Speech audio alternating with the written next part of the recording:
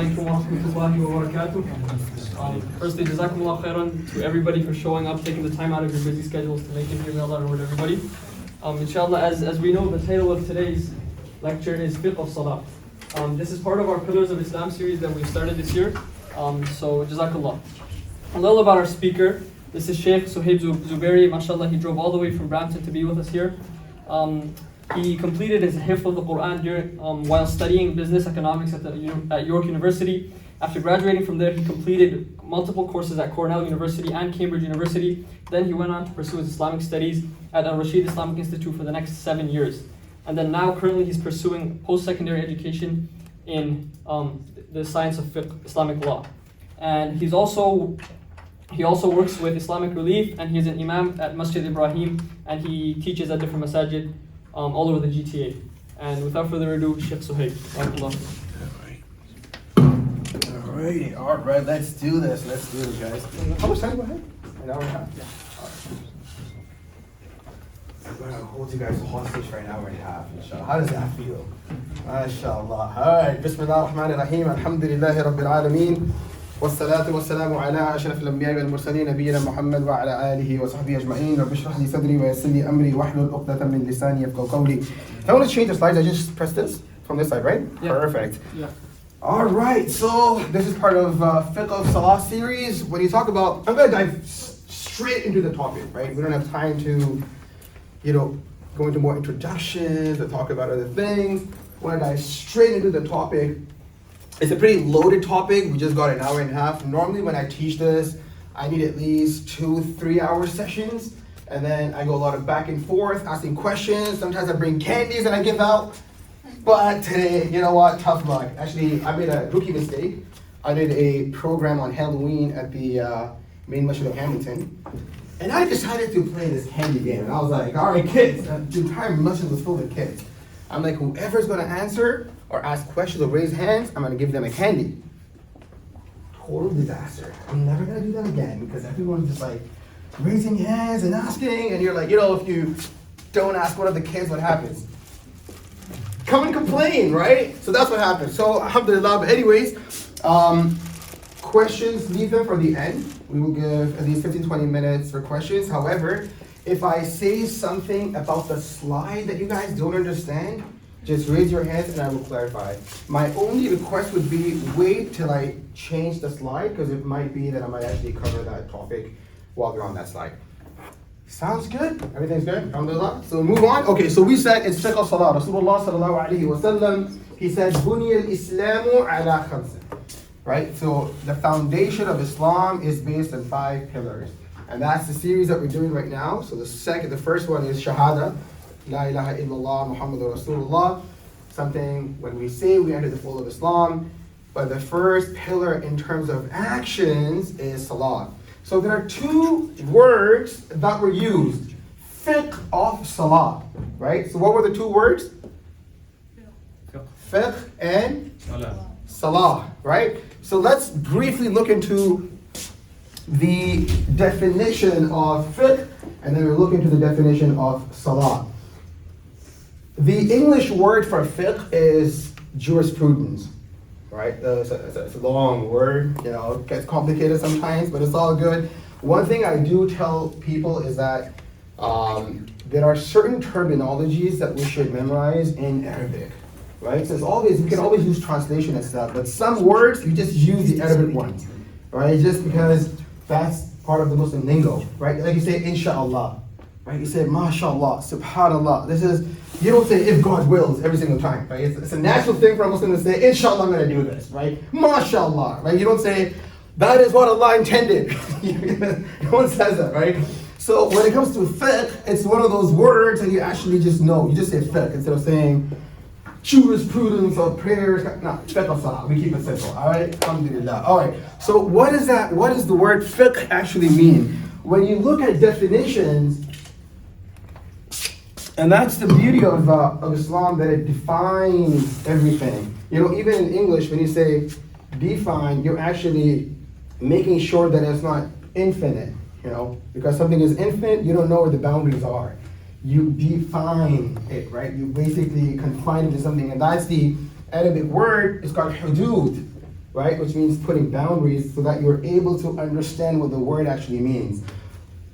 Every word in every word in any language has the linguistic definition of that word and then the technical.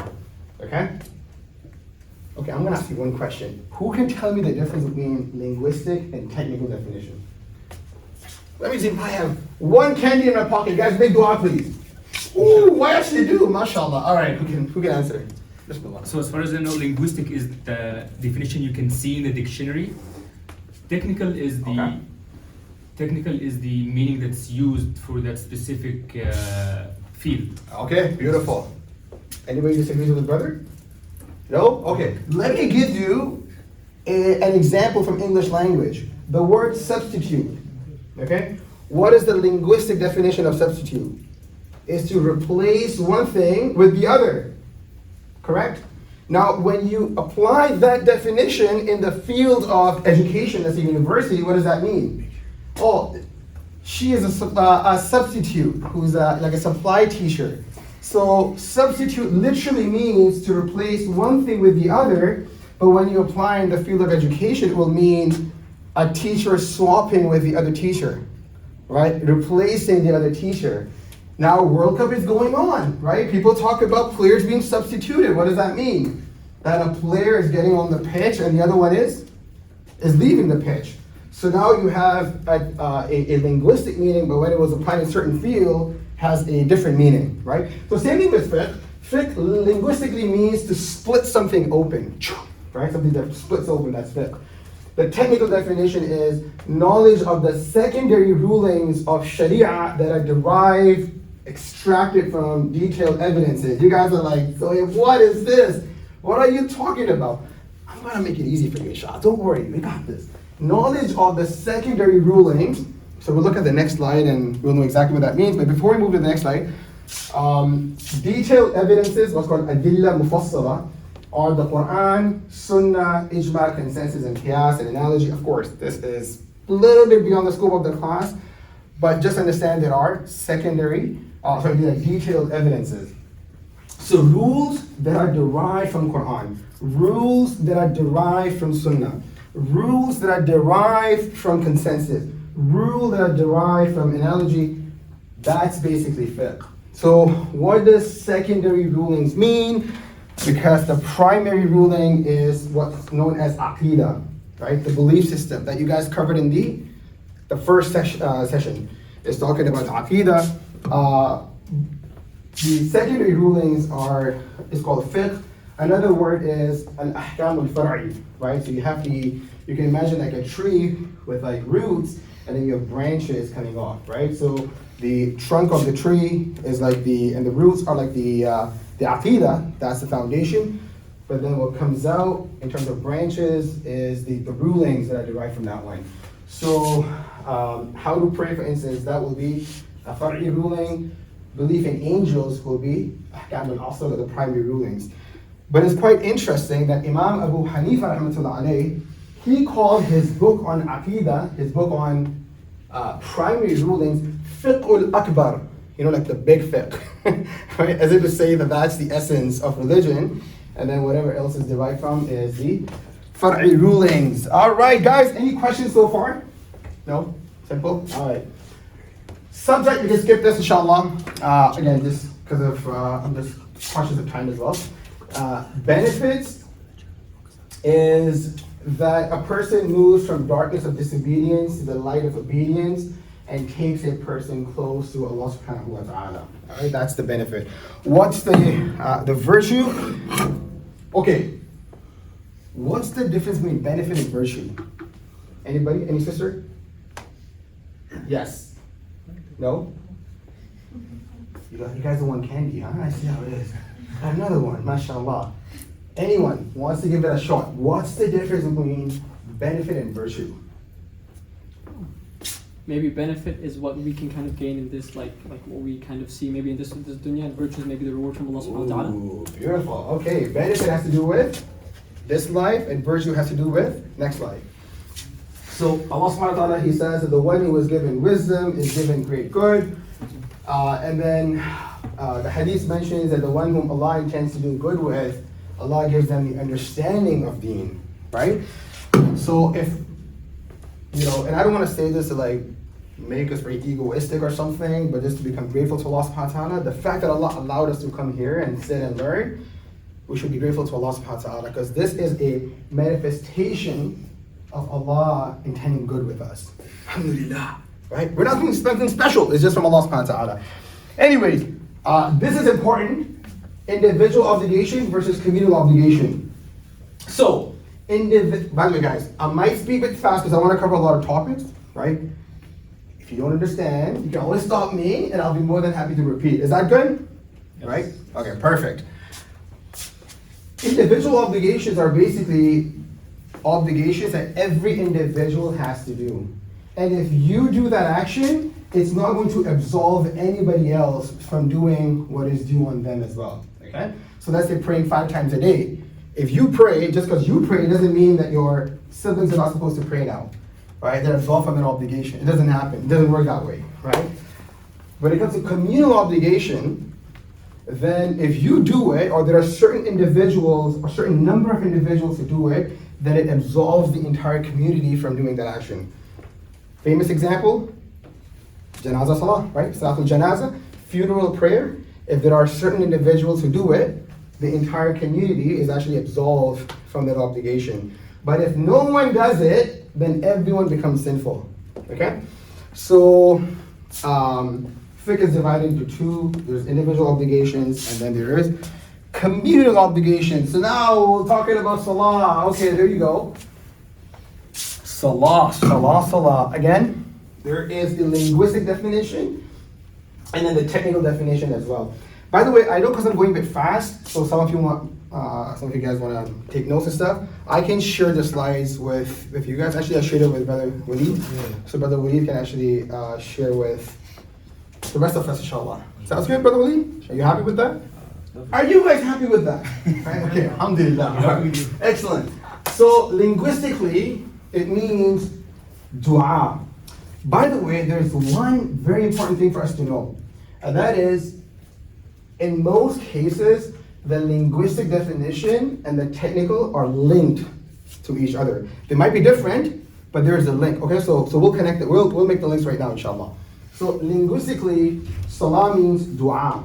Okay, a man came to the Prophet ﷺ and said, "Oh Messenger of Allah, my parents passed away. I want to do something for them." He says, "Salli alayhima." Pray on them. But that does not mean you go and you pray on your deceased parents. That means make dua for them. Pray, raise your hands and ask Allah for them. So that's dua. It means istighfar, forgiveness. Inna Allaha wa malaikatahu yusalluna ala nabi. Right?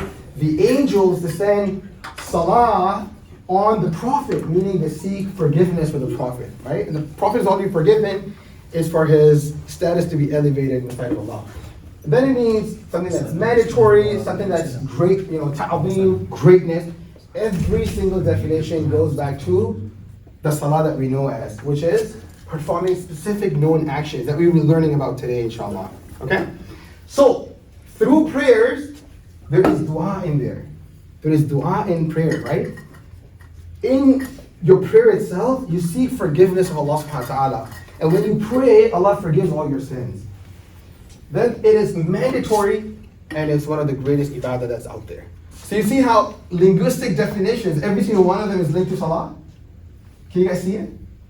Guys, I need some participation, man. I'm gonna get bored and tired. I don't know if what I'm saying makes sense to you or not. So you gotta nod your head, or disagree with me, throw something at me, be like, I don't understand what you're saying.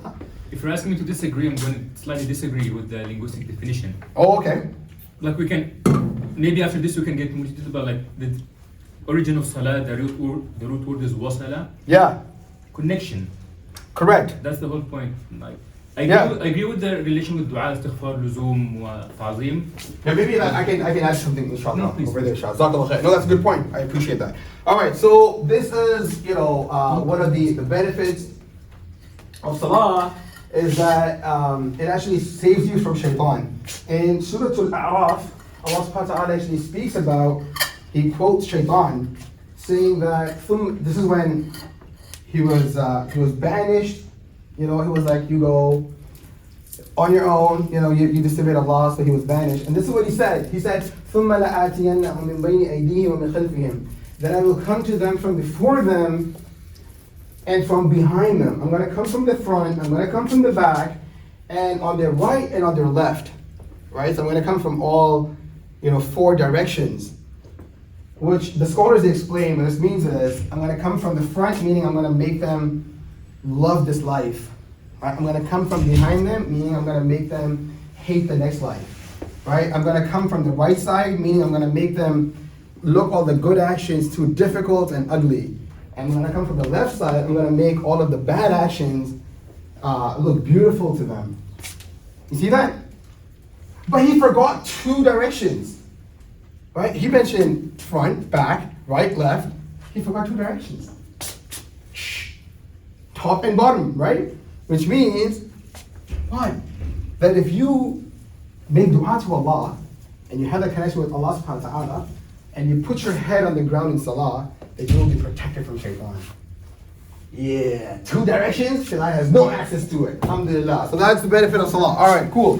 Another one, the Messenger, Quran says, establish salah for my remembrance, then, maintain the obligatory prayers with care, and then some of the other virtues is that it prevents from fahsha wal munkar, immorality and wrongdoing, and then Allah subhanahu wa ta'ala, he says that those who maintain their ritual prayers, they are the inheritors of the highest echelons of Jannah, which is Firdaus, and they will eternally abide therein. Question comes up, oh man, I find it so difficult to pray, Sheikh, I don't know, my course comes in the middle and this happens and that happens, right? Who wants to wake up for Fajr, man? Especially summertime, come on, 3 o'clock? Impossible for me. Really not, it's not even possible, right? Why do we find it difficult? Allah mentions in the Quran. Allah says, and this is the point, وَاسْتَعِينُوا بِالصَّبْرِ وَالصَّلَاةِ, and seek help through patience and prayer. Some scholars will say through fasting, because fasting is all about patience, and prayer, and indeed it is difficult except for the humbly submissive to Allah who are certain that they will meet their Lord. If we have that firm belief that I'm going to meet my Lord one day, everything is going to become easy. Do you get that? Alrighty, excellent. Question. Ooh, that was the best move. Alright, cool. Did it actually drop? Did that break it? Where's the clip? The clip fall. No, yeah, there was a clip. There was no clip? There was. You keep going, I'll find it. I'm so sorry, man. I'm destructive. Okay, I didn't know that. Anyway, I'll continue. So, Salah became obligatory during the night journey, right? During Isra wal Mi'raj. So, Isra was the journey from Mecca to Jerusalem, and then Mi'raj was the journey from Jerusalem all the way to the 7 heavens. I think it went under the thing, so it might be, I didn't see it fall actually. It's still on your shirt. Oh, it is? Oh, my bad. I didn't see it. MashaAllah. Blind spot, guys, blind spot. Alhamdulillah. Didn't really break it, man. Alhamdulillah. Alright, so Isra was from Mecca to Jerusalem, and then Mi'raj was the ascension from Jerusalem to the 7 heavens. And that's where Allah subhanahu wa ta'ala made it obligatory. And what's the connection there? In simple terms, scholars explain that prayer is the night journey. It's the ascension to Allah subhanahu wa ta'ala for every single believer. So that night journey that was given to the Messenger of Allah, peace and blessing be upon him, is something that is given to every believer 5 times a day. SubhanAllah, right? There's that connection. And then prayer timings are determined by the position of the sun. We will look briefly into it because I think this is something that now everybody uses phone apps and stuff. So again, I do want to mention 2 things. One about Fajr and one about Maghrib. So again, I'll share the slides with you. You can look at the proper definitions because brevity of time, I don't want to go too much in detail. You will hear this term about 18 degrees and 15 degrees, okay? It's a whole battle that goes on with Muslims, it's supposed to be 18 degrees or 15 degrees. So I do want to give you guys a basic understanding of that one, and that is, basically it has to do with, do I have a board that I can use? Yes. Do I have a marker or something? All right, cool, excellent. Should I be on, which is gonna be easy for people to see? That one. That one? Okay, perfect. All right, can everybody see this slide? Can we turn on this slide so they can see as well? Is it possible? Shit, my bad, this one. Oh, this side? Yeah, my bad. I'm not gonna forgive you, bro. Making me walk. All right, cool. All right. All right, so this is the center of the earth, and then this is the position of the sun. Just want to make it very quick, but simple and nice. But this is something I think is very important for us to know. Because once you go out there, people are all confused. Why are all these scholars fighting all the time? They can't even agree on Fajr time. They can't even agree on Isha time. I hate all these scholars. Don't hate them. There's a reason why they disagree, right? So I'm going to make it very simple, inshallah, for us to understand. Basically, there's twilight, right? What is twilight? Twilight is basically when there's still light in the sky, but the sun is below the horizon. Simple, right? So horizon is where the heavens and the earth they meet. Skies and the earth. Not literally, they don't literally meet, is when it's, it's from our vantage point, we see, the sky and the earth, they meet, that's the horizon, right? So when you look straight ahead, that's the horizon. All right, guys? Now, when the sun is below the horizon, but the star, so there's a point where there's complete darkness. Okay, you can't see anything. Does that make sense? So the sun is so below the horizon that it's pitch dark. You can't see anything, right? That's nighttime. Does that make sense? That is nighttime.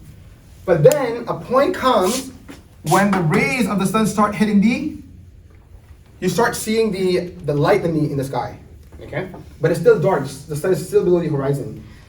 That is when the sun actually makes 18 degrees angle with the center of the earth. Does that make sense? And then slowly it's going up, it's rising, right? Rising from the east. So the angle becomes, so the sun reaches at this point, and the angle becomes 15 degrees, and then eventually 12, whatever. I generally tell people, follow your local masjid, follow your local mosque. But for myself, I think Fajr comes in when it's at 18 degrees. Okay? Why is this important for you guys? When you go to your phone app, go to the settings, and it's like prayer timings, what should be the angles and stuff. Do custom angles. Okay, guys, make note of this, right? Go to custom angles, set Fajr for 18 degrees. Okay? Fajr for 18 degrees. And set Fajr for Isha, you set 15 degrees.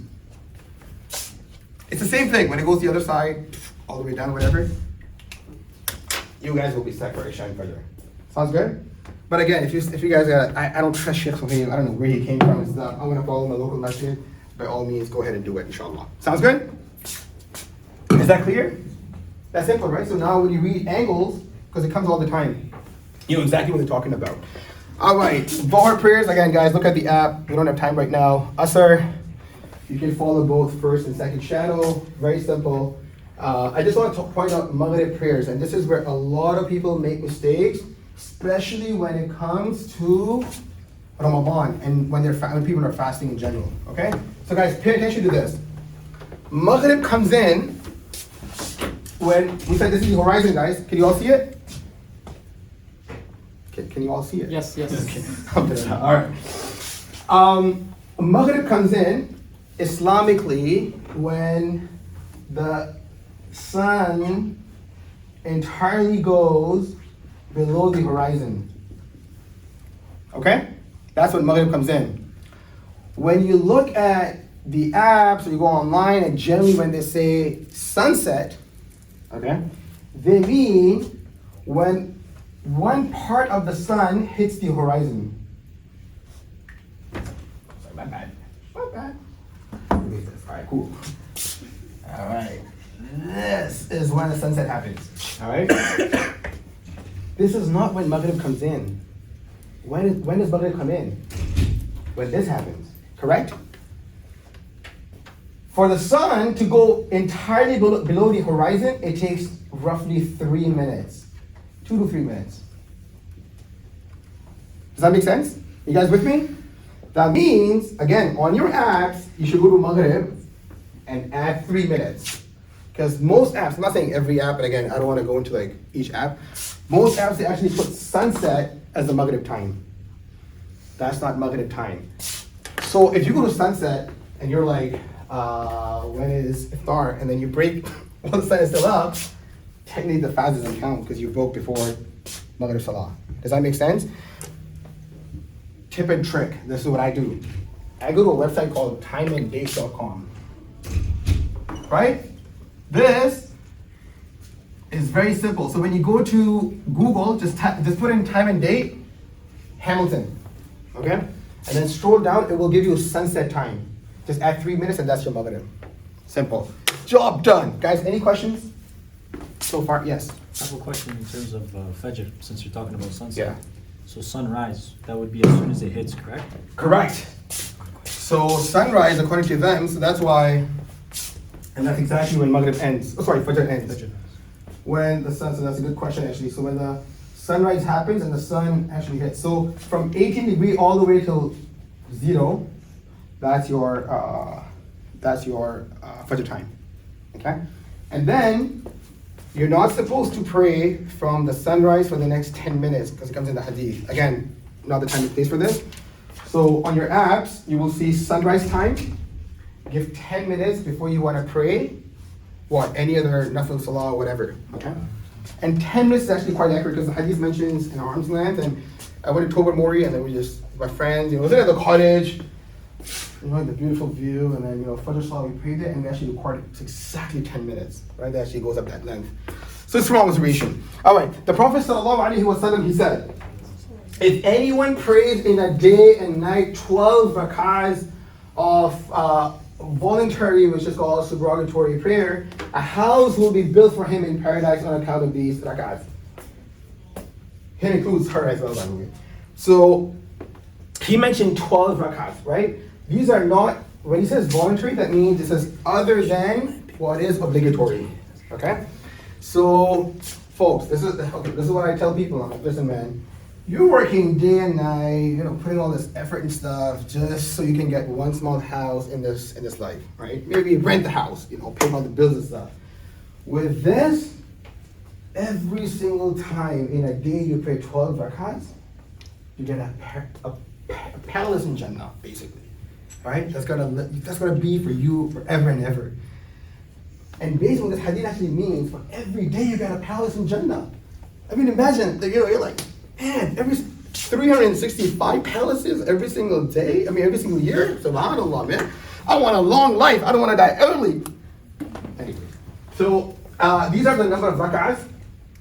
You're like, I didn't know there were that many. That's confusing. Make it simple. All right, guys. This includes what you are supposed to pray, what you should pray, and what is up to you. Okay? So, if you see the fard, what does fard mean? Obligatory, meaning you can't miss it, right? So, for Fajr, it's 2 fard. For Zuhr, it's 4 fard. For Asr, it's 4 fard. Maghrib is 3 fard. Isha is 4 fard. Can't miss this. Now, the ones that I bolded are the ones that's the hadith that hadith is talking about. The hadith that we just covered right now, this hadith, 12 rakahs, right? 2 sunnahs of Fajr, 4 sunnahs of Dhuhr, 2 sunnahs of Maghrib, and 2 sunnahs of Isha. That adds up to 12. Does that make sense? So 2, 4, 2, 2, right? That's 12. No, sorry, and then 2 after Fajr as well, of Dhuhr. You guys are testing my math skills. I see how it is. All right, cool. So that's 12 rakahs. The general rule is this. I want to mention this right now because some people are like, man, I'm struggling. I'm not talking about anybody who's watching online or who's present in the room. We're talking about anybody who's outside this room. Okay? I'm like, man, I'm struggling with salah. Shit, like, you're talking about all these prayers, man. Well, how in the world am I do this? Come on, make it easy for us. All right, I'm gonna make it easy for you. Okay? If you're somebody who, I'm not talking about anybody in this room, okay, I'm just saying outside. If you're somebody who's like really struggling with salah, then this is what I tell people, I'm like, go with fard only for now. Okay? Just look at this, forget about the rest of the slides, just look at 2 fard, 4 fard, 4 fard, 3, 4. Cool? Make yourself like consistent on that one. Just like work on it, day and night, work on it. Eventually when you feel comfortable, then move to these sunnahs, right? Take on one by one and then follow them. And then if you're already there where you're actually praying sunnahs, then add these nafil as well. Add these optional prayers. Does that make sense? So know where you are, try to like aim higher. Instead of going down and be like, oh, I don't have to pray this? Why am I praying two nafil? Like, I can give that up. No, always be on the increase. Yes, bro, tell me. Might be important to make the distinction. What's the distinction between nafil and sunnah? Why is it strictly because those are the 12 mentioned in the hadith? Is that what we're saying? Yeah, that's a longer debate. Because the thing is, for this class, I'm not going to do evidences. This is important to mention. I should have mentioned this. Jazakallah for asking this. For this class, I'm not going to mention any evidence, right? Although, for everything that I am going to mention or will be mentioned, there are evidences. Is that clear? You're like, oh, the Sheikh is actually putting the heart upon. Nah, man, you know what? No. There are evidences, you come back, alhamdulillah.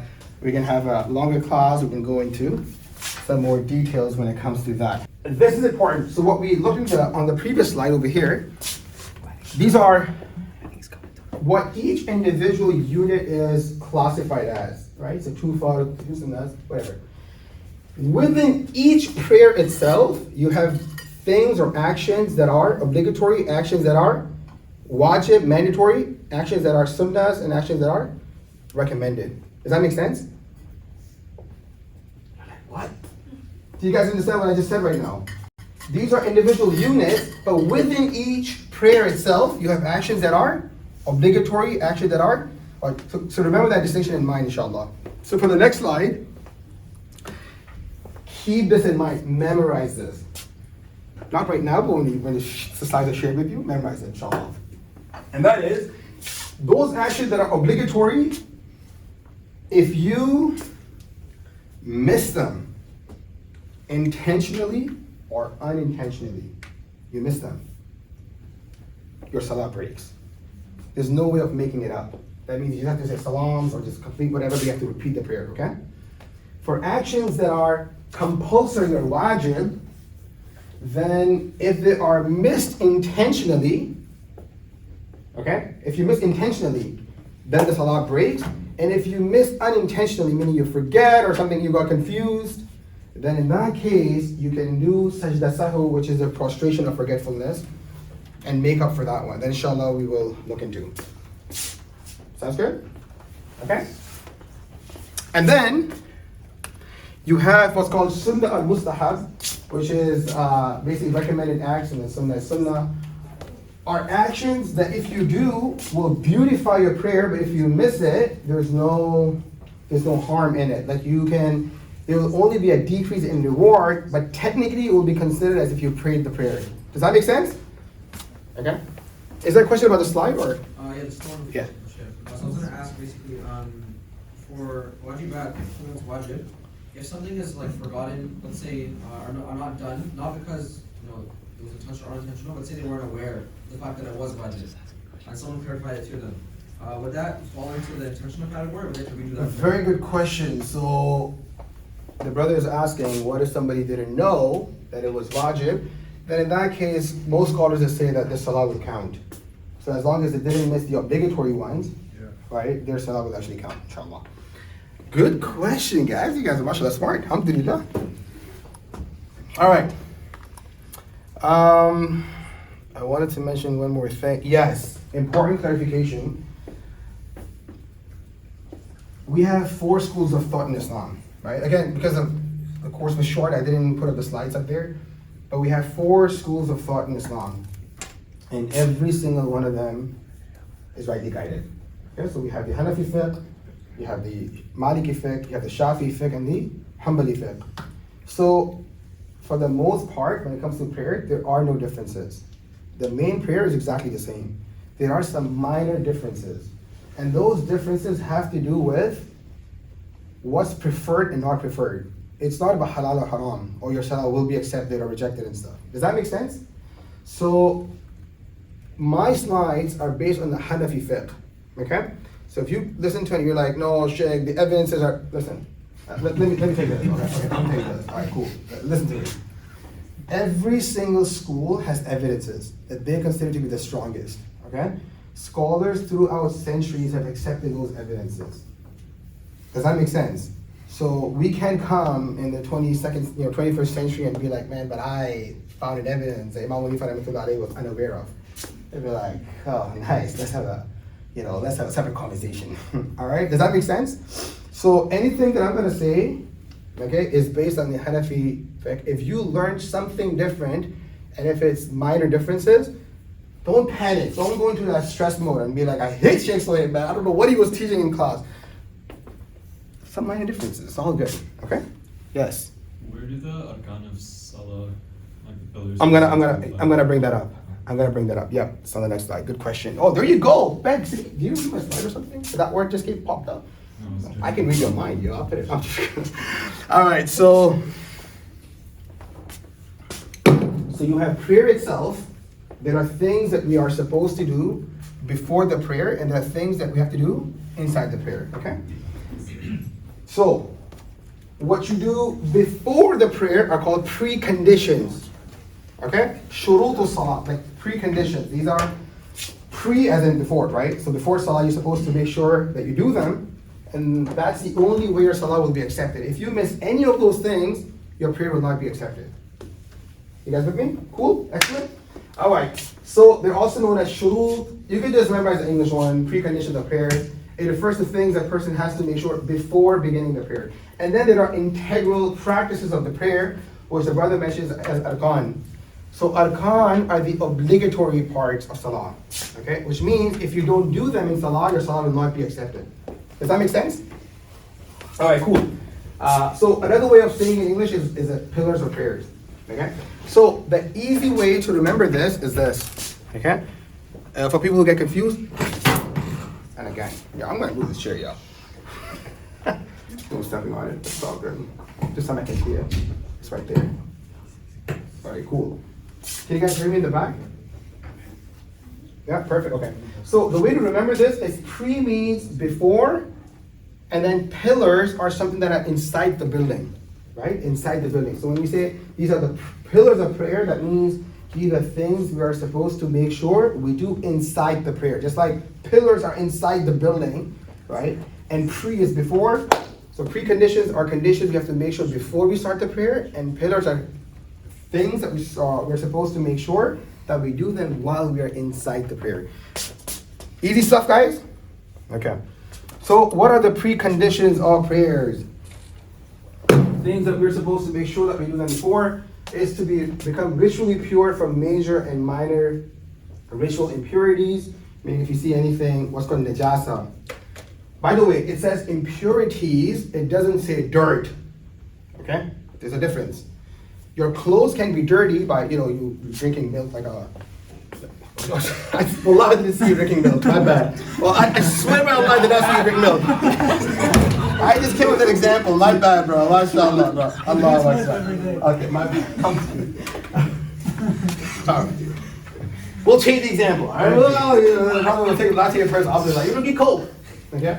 And, no, that's Pepsi, bro. That's Pepsi right there. But you don't get cold, you're like, whatever. You spill it, it falls on your clothes. That's not najat. That's not impurity. That's dirt. Okay? Or you decided to play outside in sand. Dirt gets on you. You want to pray on the beach, right? Sometimes you pray on the, sand beach, whatever. It gets on you. That's not dirt. That's dirt. That's not impurity.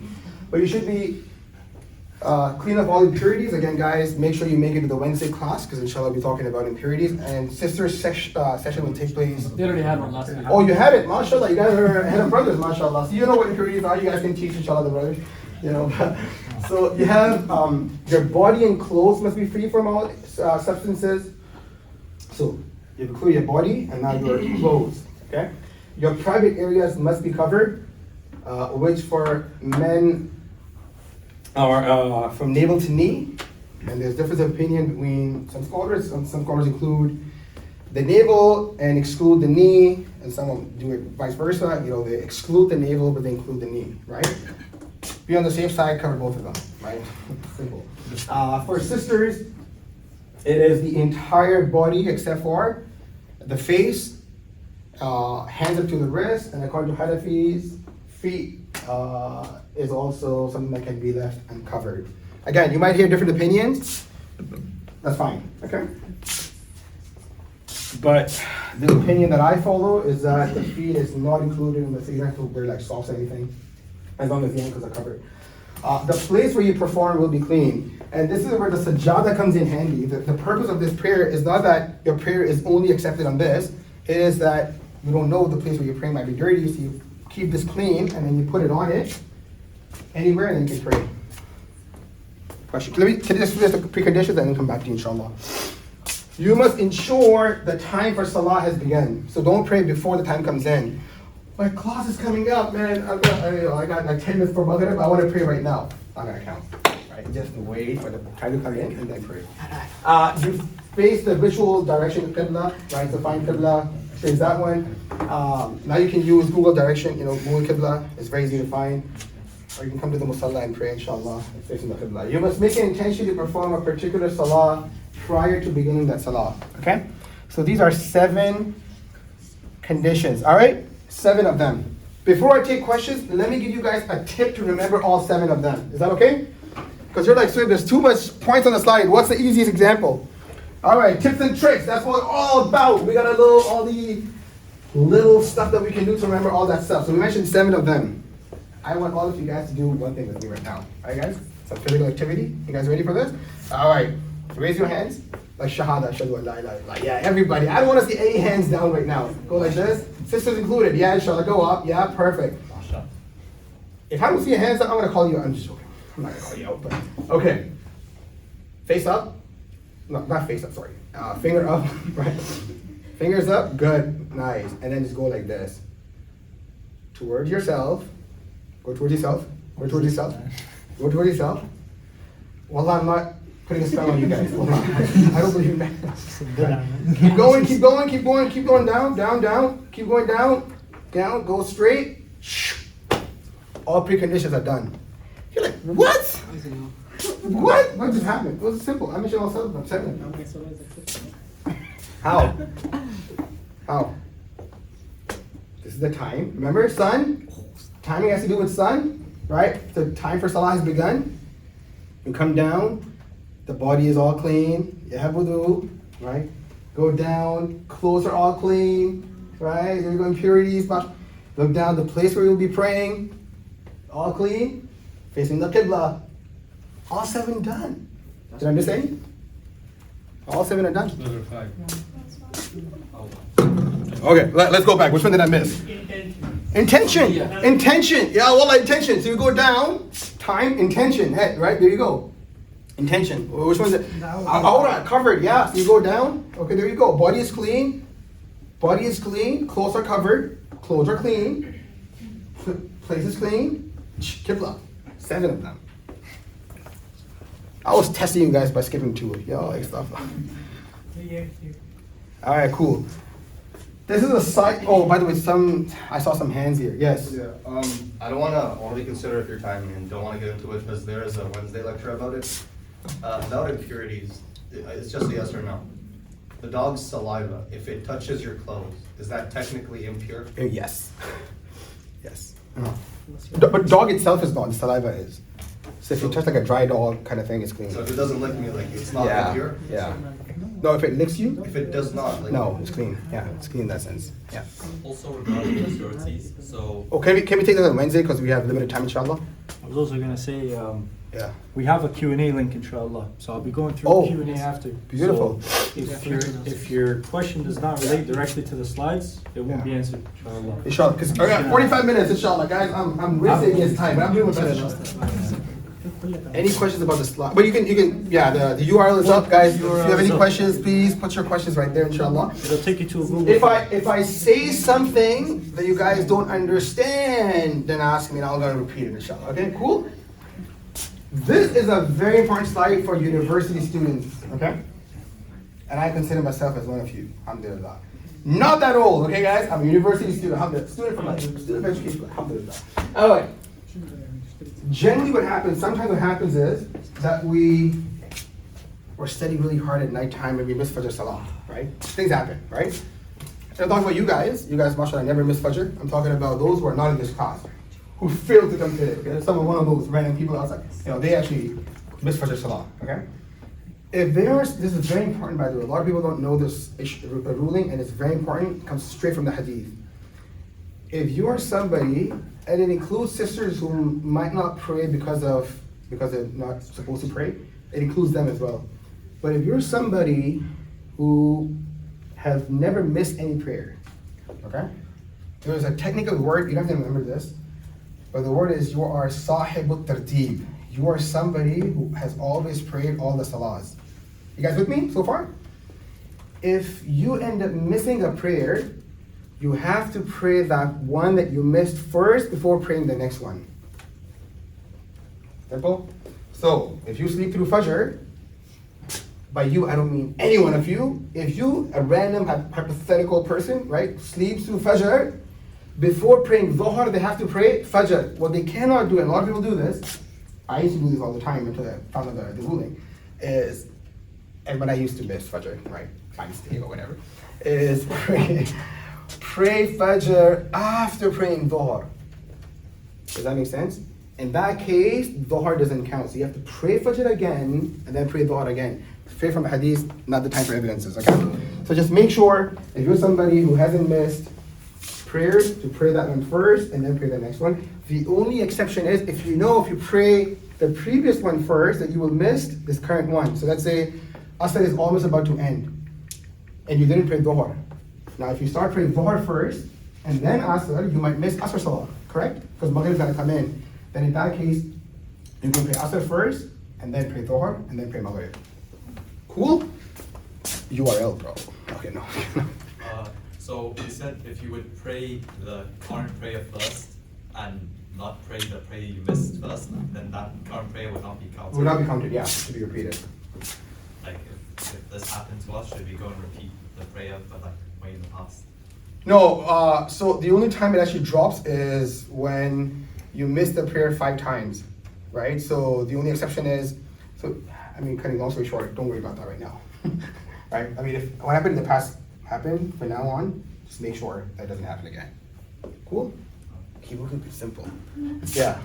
What if I found Jama'ah? I want to be with the Jama'ah. Even if you find Jama'ah, because if you pray, the Hadith actually mentions that. So if you pray the Jama'ah, you pray with them. So Hadith mentions you go and you pray with the Imam, because the Salah is going on. You pray with the Imam, but then you have to repeat Fajr and then repeat that prayer that you pray with the Imam. Right? So the best thing to do in that case is quickly pray your miss Salah and then go and join the Imam. Okay? Alright. Now this happens, again, we see that in the Musalla all the time. People come in, whatever, somebody's praying. You should make sure that you are standing behind the Imam. So if only two males are praying, then that's how they're supposed to stand. Now, I didn't really, put it nicely and stuff, but these are errors, whatever. The main thing to consider is the ankle, okay? So, the person leading is called Imam. The person praying behind is called Muqtadi. So I have to remember that, but if you can remember it, inshallah. Muqtadi, right? Alright. So the Muqtadi, the one praying behind the Imam, his ankles should be behind the Imam's ankles. Does that make sense? I heard like a living sound, something. Yeah, okay. If there's only 2 individuals praying, if there's more than 2, then you're supposed to stand behind the Imam, meaning you have to make sure that the place where you make the sajda is behind the ankles of the Imam. Does that make sense? And then if there are sisters praying, then they stand behind the brothers. Okay?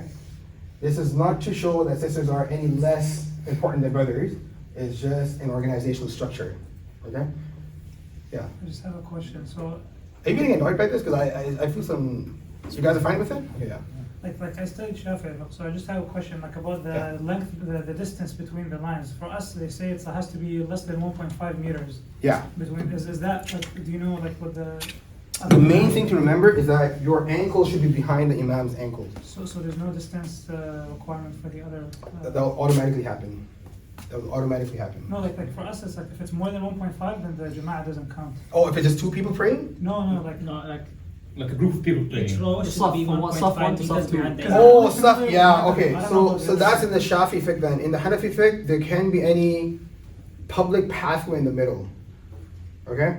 So if let's say brothers are praying here, sisters are praying all the way in the back, and there's like 3 meter gap, it's fine because there's no public pathway in the middle. What's not going to count is brothers praying here, and there's a public hallway, right? And the sisters are praying in the back room. Yeah. That's not going to count. The only way out for that one would be you put some rows in the middle, so there's a connection. Okay, so that's the thing. All right, cool. So this is important again for, I don't know, like generally when you're praying, make sure sisters.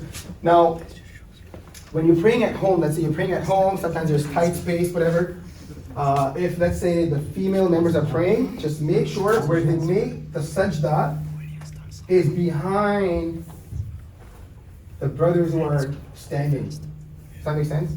Either behind the imam or behind the brothers' line. So their sajda, where they make, not the ankles, where they make the sajda should be behind the rows of males. Simple, guys? Yeah. So if you have like 2 males and then like a bunch of females praying together, Yeah. can the males stand together like in the Yeah. midst, and then the next sisters? Perfect. You take Yeah. these 3 and then you put right over here. So yeah. If it's just one male, female, brother, sister praying, husband, wife, whatever, even strangers can pray, right? If they're strangers and stuff. So I didn't read anywhere where it's makruh or something, but generally, if you're praying whatever, the sister just has to be behind brother this way, okay? So they can't be standing like that. Salah will not count. They should be behind like this. Any other question? Good for now, but it would be nice if it can be. So now let's look at the arkan of salah. Yes, I see hand there. Yes. Actually, that's left in the previous. Yeah. So this might be a silly question, but There's no silly question. Person asking can be silly. Doesn't affect you. I'm just joking. There's no silly question. Nobody's silly yet. Yes. so if it's like I see how it's 2 males, but is the same ruling applied to 2 females praying together? Oh, good one. I was thinking of putting that up, and I didn't because again, I wanted to avoid any differences, whatever. But yeah, if the sisters are praying, they should be praying like this, Like all together. all on the together. same line? Even the imam for the sisters should be in the same row. Okay, so they shouldn't go ahead of the row. Yes. Not even a step ahead. So the Shafis they say yes, a step ahead. Hanafis they say no, right? So again, I said I'm going to be giving rulings for the Shafis. Oh, sorry, Hanafis, but Hanabila, they also say same. yeah, the Hanabila, the brother pointed out, the Hanbali say the same rule as well. Same with Maliki. But it's not Maliki as well. Yeah, so the Shafis are the only ones who say. Shafi'i does no. Bro, everyone's gonna try to get. So yeah, so just make sure you stand in the same row. Does that make sense? Is that clear? Yes. What if you're praying, like what if you're not praying in the chapter? That's fine. Don't fight. Enough questions. Sisters come on bruised and stuff. What happened? Oh, pray for the Shafi. I mean, you didn't mention it, but your slide shows it. But the imam has to stand on the left of the. Oh, good point. Yes. So it comes in the hadith. Abdullah ibn Abbas radiallahu anhu actually stood with the Messenger of Allah sallallahu alaihi wasallam, and he stood on the left side of the Messenger of Allah sallallahu alaihi wasallam, took him and put him on the right side. So you should stand on the right. Good point. It should be on the right side. Yes. Question. Can we put questions in the URL if it's not clarification? Yeah. With the minor differences, it's important to just follow the imam and not get caught up in the. Yeah, I mean that's what I mentioned in the beginning, right? Because local masjid, imam, that's simple. So don't get caught up with that one. And as I said, like most differences are just secondary differences. Like even the Hanafis, they say, if women lead like this, salah will be accepted. Does that make sense? Right? So these are minor differences.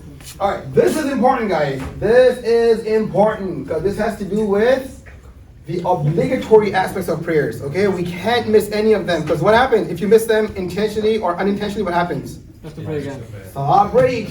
So there are 6 of them. Unfortunately, there is no tip or trick for this one, so you just have to remember it, okay? And the best way to remember is to practice it. Okay, inshallah. Then memorize it, pray 5 times a day, inshallah. And we'll memorize it. Cool? The first one is that you should stand while praying the obligatory prayer. A lot of people, they actually sit and pray because, I'm in public, I want to stand up. Not a legit excuse, right? You have to stand up and pray because the salah will not be accepted unless you are unable to because of health reasons. Then you can sit or even pray lying down. Yes, brother. What if you're like on a plane or something? I was gonna mention that. That's it. Yeah. Those can be put in the Q&A, inshallah. Yeah, inshallah. But I'm gonna mention it because I was gonna mention that anyways. On the plane, guys, I travel quite a bit because of work, and I'm telling you one thing right now. If you're super nice, like polite, right? You go to you can go to the flight attendant and be like, I just need 2 minutes to pray. All you have to do is, you have to stand up for fard prayer. You don't have to stand up for sunnah mu'akkada or sunnahs when you're traveling, okay? But even when you're traveling, you should stand up and pray. So just go to the back, politely ask them, I need 2 minutes, and you pray there and you can go back. If there's turbulence or if they say no, then you sit and pray, but then you have to repeat once you land because you miss an obligatory part. Does that make sense? Okay? Cool? All right. You must begin salah with the opening takbir. Allahu Akbar. The first takbir, the first one, Allahu Akbar, is obligatory. Raising hands is not obligatory. Okay, we'll study that. But saying Allahu Akbar and entering the salah, that is obligatory. Does that make sense? Why? Because that is what differentiates prayer from other practices. I'll be like, guy just doing, some stretching and stuff. Now, how do you know? You're not stretching, you're actually praying. Is by saying Allahu Akbar. Okay? The third one is that you must recite some portion of Quran, enough for it to be called recitation. Again, let me just quickly mention, there is a difference of opinion about this within the different schools, okay? So the Shafis, they say Quran is obligatory. Sorry, Surah Fatiha is obligatory. If you don't recite Surah Fatiha, your salah will not be accepted. Does that make sense? According to Hanafis, reciting Surah Fatiha is wajib. It's compulsory, it's not obligatory, okay? So if you miss it intentionally, then your salah will break. But if you forget it, then you can still make up for that one by doing sajda sahwi at the end. Okay? Not the time for evidences. There are a lot of evidences to back it up. Just different schools stick with praying the proper way, which includes Surah Fatiha anyways, right? But this is just technically so we know what breaks and what doesn't break. So does this mean that making mistakes in the Fatiha for the Hanafis doesn't invalidate the prayer? Q&A, inshallah. Yeah, Q&A. Tell me if it's not clarification. Yeah, just clarification. Okay, you must bow, ruku. One ruku is obligatory. So if you're praying, and that's why I got the sajjada so I can actually go down. If you want to switch for the cameras or whatever, they can still cover it, still get it. I mean, maybe I could lift. But that's fine, Sean. I don't really need to for this one. Let's shuffle the next one again, actually. Yeah. So if you're praying and then you forget to do ruku and you just go directly in sajda, right? You missed the ruku, right? That's okay. The next one you probably need it, but does that make sense? If you miss the ruku, then salah breaks. Doing one sajda, this is one sajda, I mean one prostration on the ground, and that is obligatory. Meaning, if you end up doing one sajda instead of two, or you end up doing 3 sajdas, okay, instead of 2, then in that case your salah will count, but you have to make up your sajda sahwi. Does that make sense? With the prostration of forgetfulness. But if you don't even do one sajda, right, not even once, then salah breaks. Okay, then you must perform the final sitting for the duration of reciting the tashahhud. So if it's 2 rakats, meaning fajr, then it's the second rakat. If it's dhuhr, asr, and isha, then it's the 4th rakat, and if it's maghrib, the 3rd rakat, right? Just sitting, the duration of tashahhud, at-tahiyyatu lillahi wa salawatu wa tajibatu, till the end, that is obligatory. So if you just get up and say assalamu alaikum, salah breaks. Clear, folks? Clear? How are we doing? MashaAllah. Everybody can take a sip of water, inshallah. Q&A. Quick yes and no. Is there a difference of opinion in terms of the number of sujood that you have to do for it? No. All of them say at least one. No. Yeah, exactly. There's no difference of opinion on that one. On the number? Nah, on the number, yeah. Okay, wajib actions of salah. Wajib means compulsory, like you should do it, which is for male to perform salah in congregation if they reside near a masjid. If they live near a masjid, they should be praying in congregation.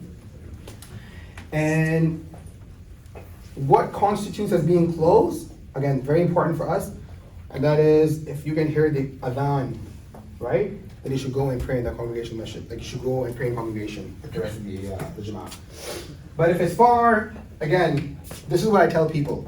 In this country, man, I think, especially for the brothers, I'm seeing brothers right now, at least try to pray one salah in a day with congregation, okay? If you're on campus, come to the musalla for at least one salah. Because you know, this is what's gonna happen. In this society, when people die, no one's gonna think about you, unless you're known, right? I was at Isna not too long ago, and the Imam made the announcement that so-and-so passed away. We need people to wash the dead person because they don't have any person, they don't know anybody. Like, man, you died, nobody knows you, right? Nobody asks about you. But when you go to the masjid frequently and you go missing, people are like, man, where's so-and-so? It comes to the hadith that the angels ask, right? So we should try to like pray in the masjid. Females, they may visit the masjid. No one should stop females from praying from going to the masjid. Every masjid, every musalla should have prayer space for women. I advocate for that one. The reason being because if they can go to the malls, if they can go and chill at every other place, and then they remember deen when it comes to the masjid, that's very problematic. Okay, so they should have prayer space for women. However, it is preferred that they pray at home. They actually get more reward for praying at home. Again, guys, just want to clarify, this is not to look down at women. This is actually something, if you read the books of fiqh, you know, I was reading in Al-Ashbab al-Nada'ir by Ibn Nujaym rahmatullahi alayh. So he actually talks about rukhsa. He talks about what's concession that's given. And he mentions as an example, women praying at home is a concession given to them to make it easy for them.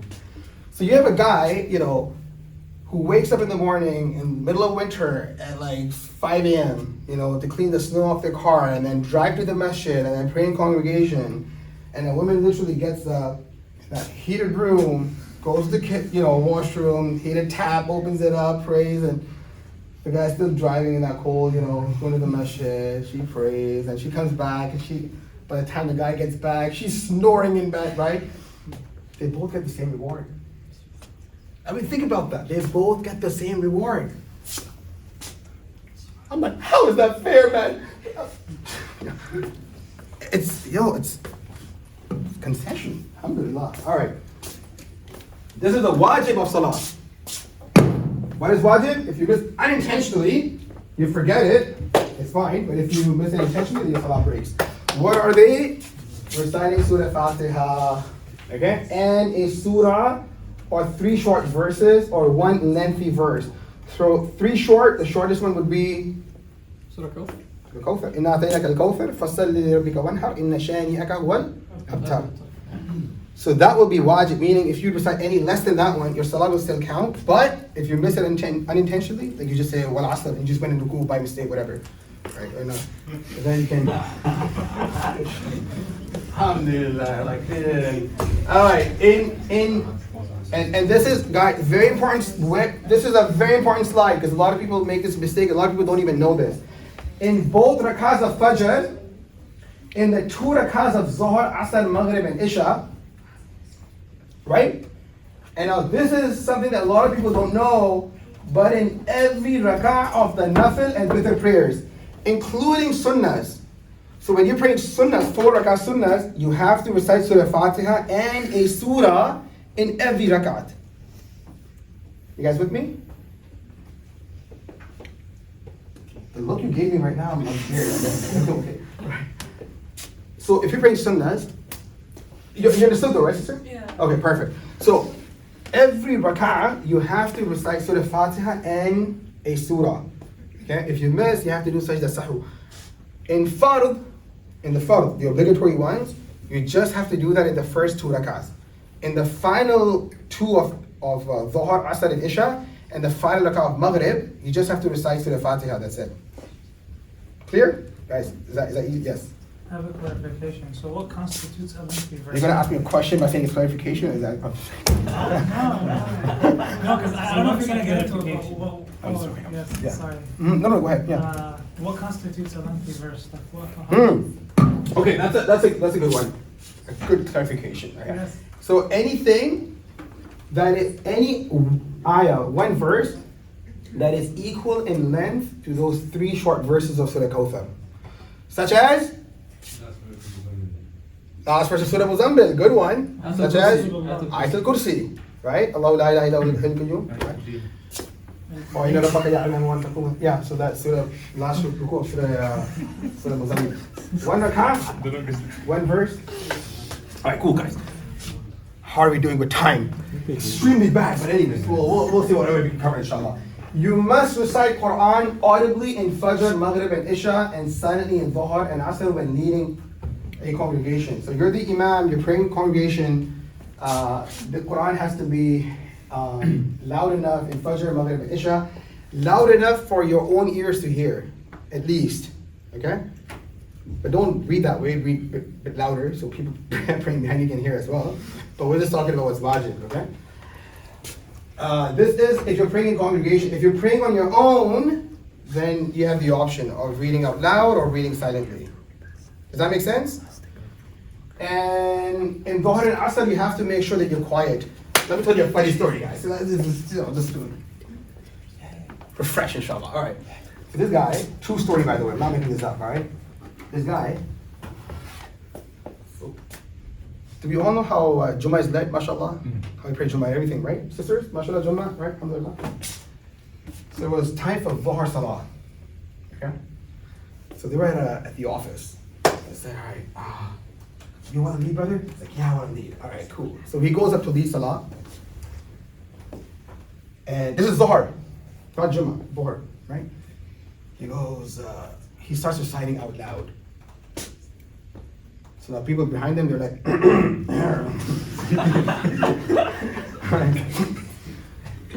he's like, yo, he's in his salah, man. He's mashallah, reciting the Fatiha and everything. And then he says salam after 2 rakahs.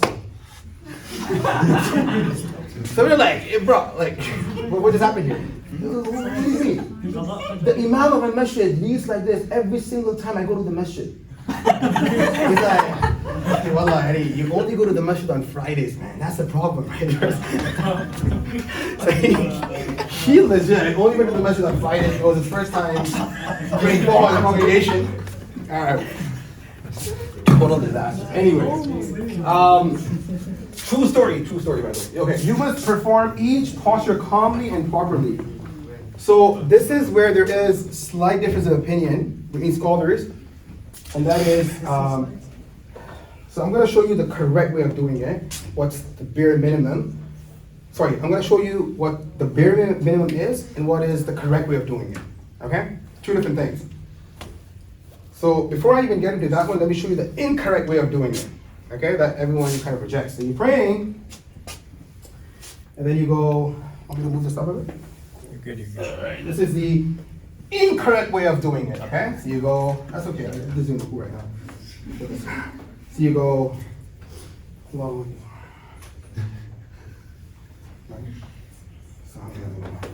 that's incorrect, okay? Now this is the bare minimum that you should do. Allahu Akbar. Does that make sense? You see the difference? In the bare minimum, you actually go, you just have to make sure your limbs go back to that resting position, meaning where they were supposed to be. If you're praying like this, you go Allahu Akbar.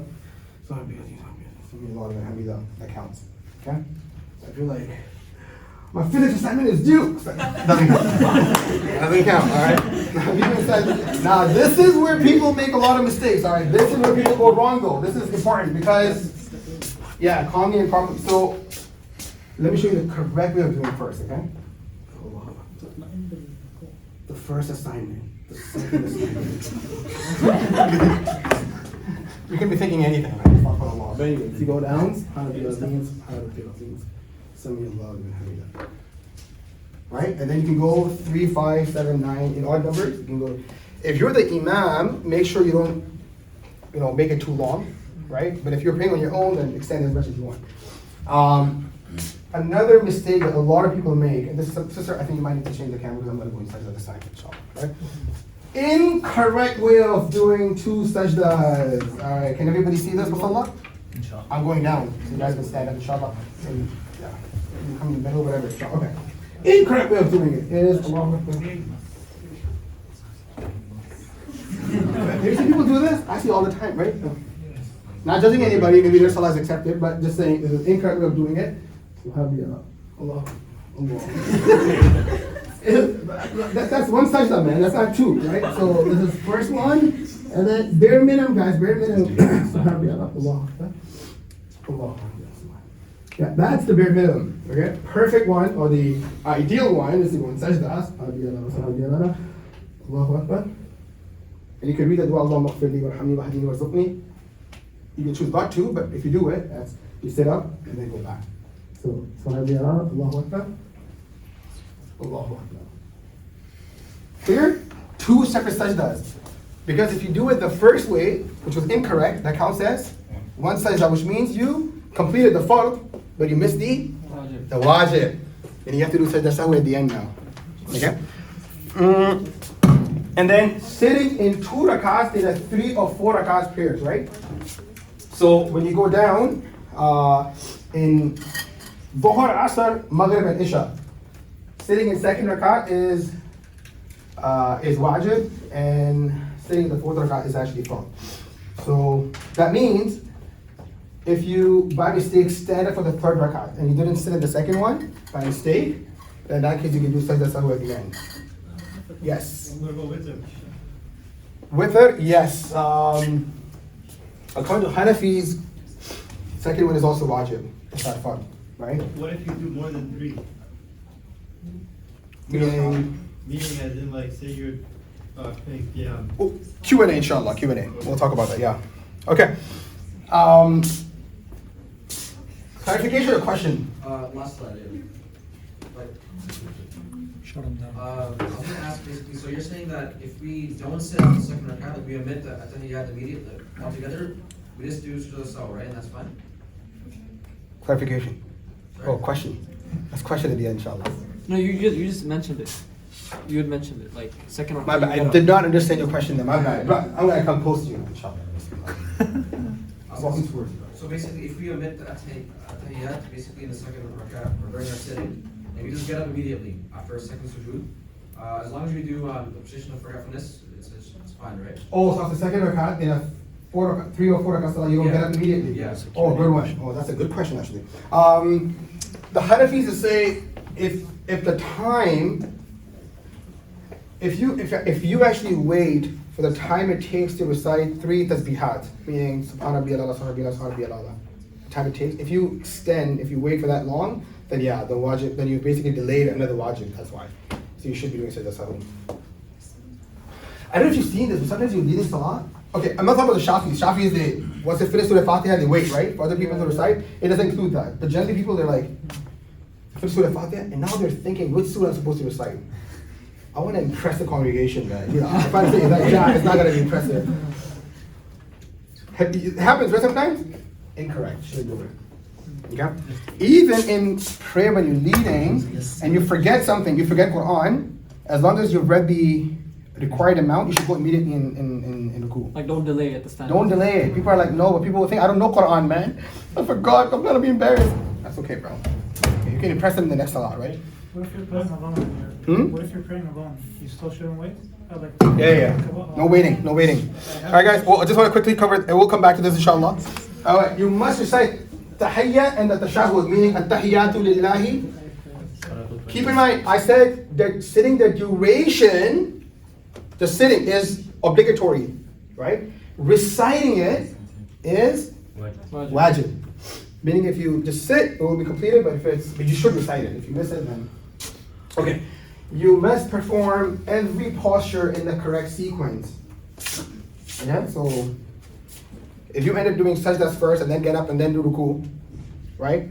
You've actually changed the sequence. Your salah will still count because you did it, but because you messed up the sequence, you have to do sajda sahwi.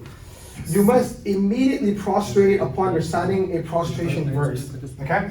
Guys, I just want to mention two things about this very quickly. So there are 14 places in Quran where when you recite, you're supposed to go in sajda. Again, some different opinion, Maliki say it's less than that. The Shafis and Hanafis say 14, with slight difference of opinion. I think Shafi'is are the one who are different. Yeah. They say 14. We don't have the one in Surah Sad. Yeah, it's in 14 because you add into the Hajj. Yeah. Alright. It's 14 for both of them. But here's the thing. Sajda, if you're reciting and now you want to continue recitation, okay, so that's not the last verse you're reciting, you want to continue recitation, then you have to go immediately in sajda. It's very simple, man. You just go make sajda. So you're reciting surah, and I'm not going to recite ayat sajda because then all of you would have to go down. So I'm going to be nice to you guys, inshallah. You recited it, you said Allahu Akbar, and then you go all the way down. If you're leading, do two things. Three things actually. Number one, let the congregation know that you will be reciting it, so they know. Number two, make the takbir long, okay? Because we'll say that I don't even have time, inshallah. So you get Allahu Akbar, right? Because if you just say Allahu Akbar, and you go and say that, people behind you will be going in ruku, because they're like, it's a short one. Right? So you go Allahu Akbar, long one. Does that make sense? So number one, you tell the congregation. Number two, you make the takbir long. Number three, if you're leading, don't recite ayat sajda. Seriously, if you're reciting, don't recite ayat sajda unless it's the fajr of Jummah, right? Where it's actually sunnah to recite sajda. Generally avoid it because people don't know, man. Especially in the silent prayers as well, especially. Silent prayers, yeah. Oh, yeah. Oh. They'd be like, you made a mistake in Salah, Sheikh. You went in sajda, and you didn't even do sajda sahwi at the end. I recited ayat sajda. All right. So again, the whole thing goes back to you have to do sajda sahwi if you accidentally miss something. A wajib. Guys, very quickly, I'm going to mention this. I'm going to mention the Hanafi way. There's different opinion. I'm going to mention the other one as well, inshallah. So whichever one you want to do, but stick to one for the sake of your own sanity, inshallah. You know, so you don't get confused. All right. The way you do it in Hanafi fiqh, I don't have a slide on it for this one, so you got to pay attention. In the final sitting, okay? In the final sitting, you recite at-tahiyyat. You finish it, okay? You guys with me so far? You recite at-tahiyyat. You finish it, then you say Assalamu alaikum wa rahmatullah on one side, and then you do two sajdas, two prostrations, okay?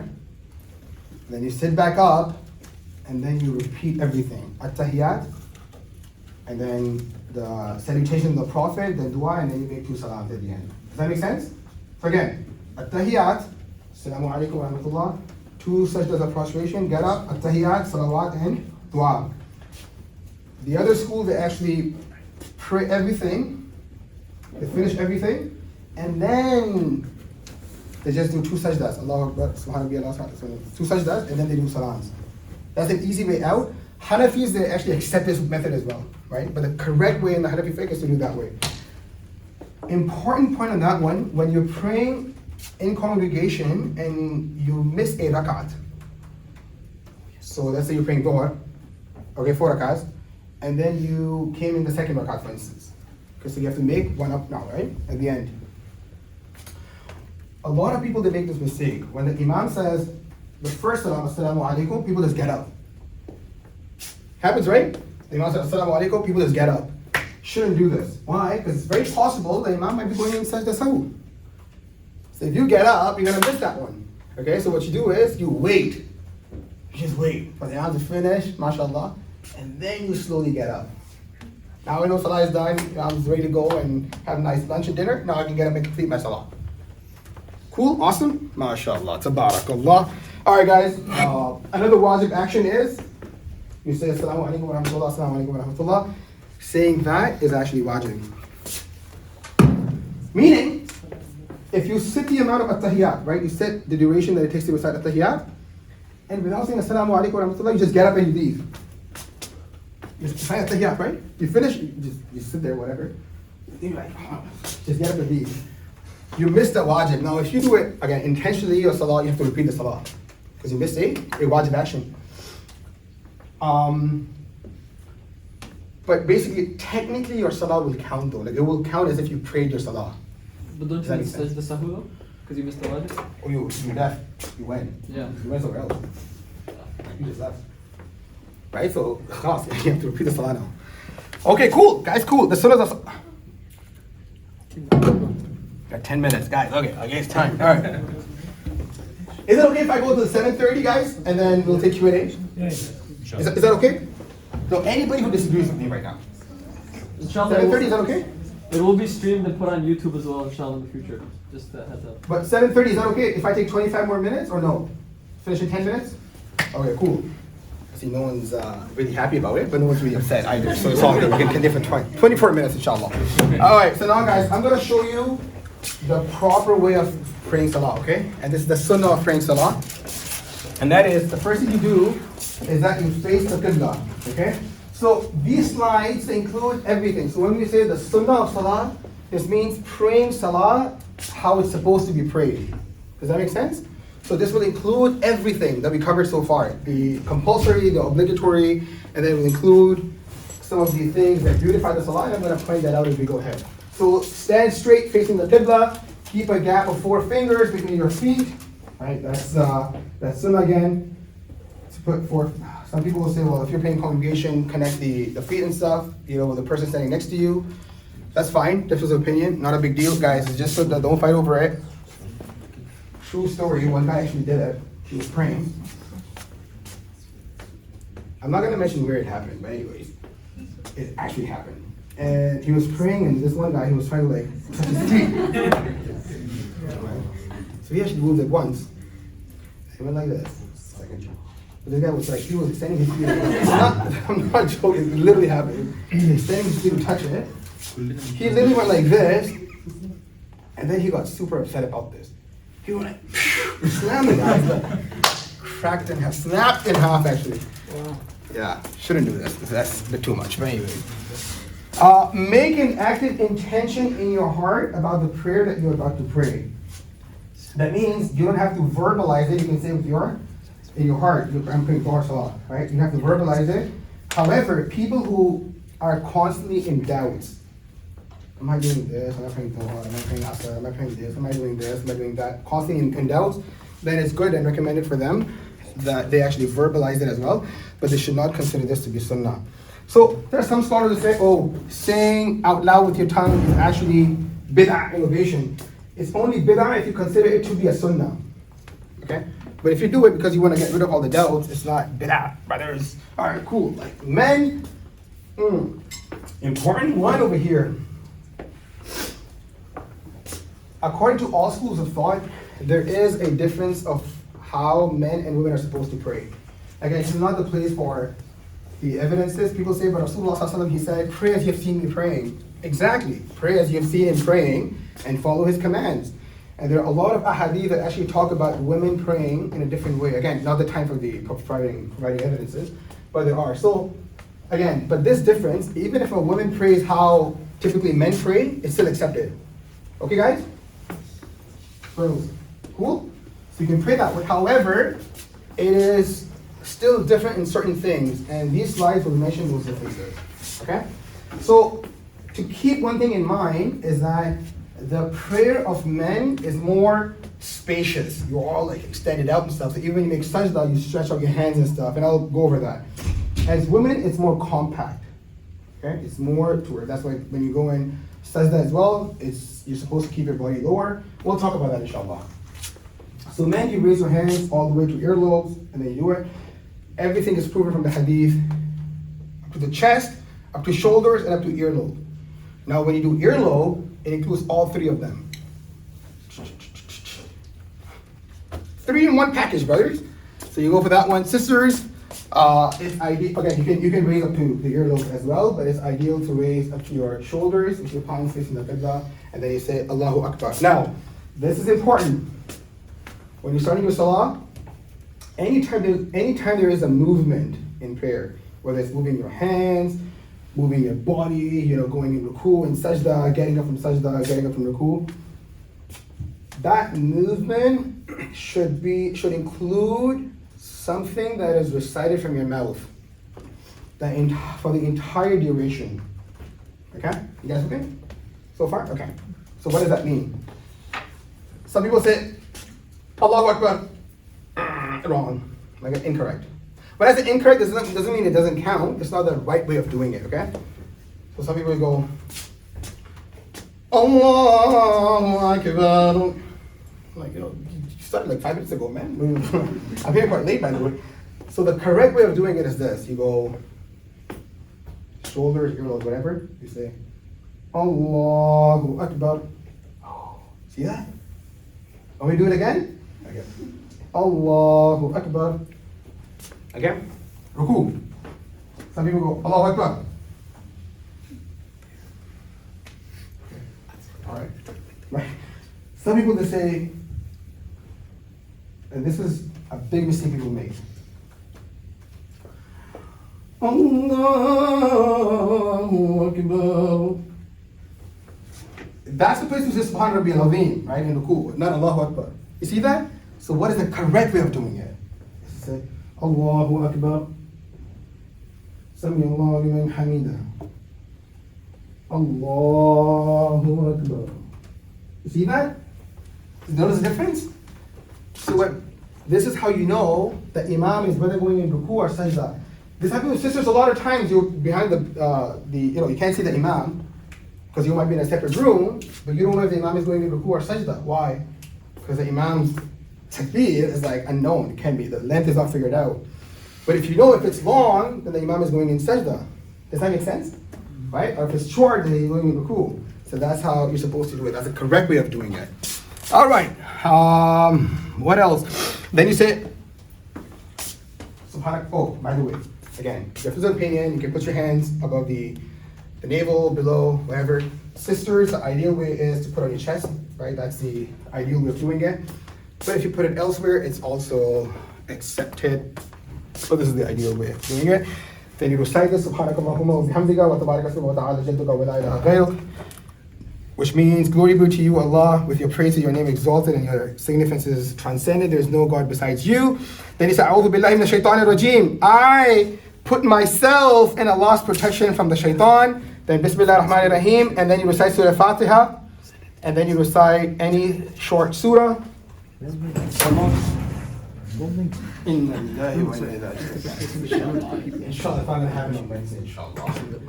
Alright, so you say Allahu Akbar and go into ruku by bending your body in a 90-degree angle, keeping your back straight and your head level with your back. I'm gonna tell you something that you will never find in books of fiqh. Because the course that I'm doing right now, IFTA, I actually looked through almost 50 books. More than 50, I think almost 60 books. And I only found this ruling in 2 of them. Okay?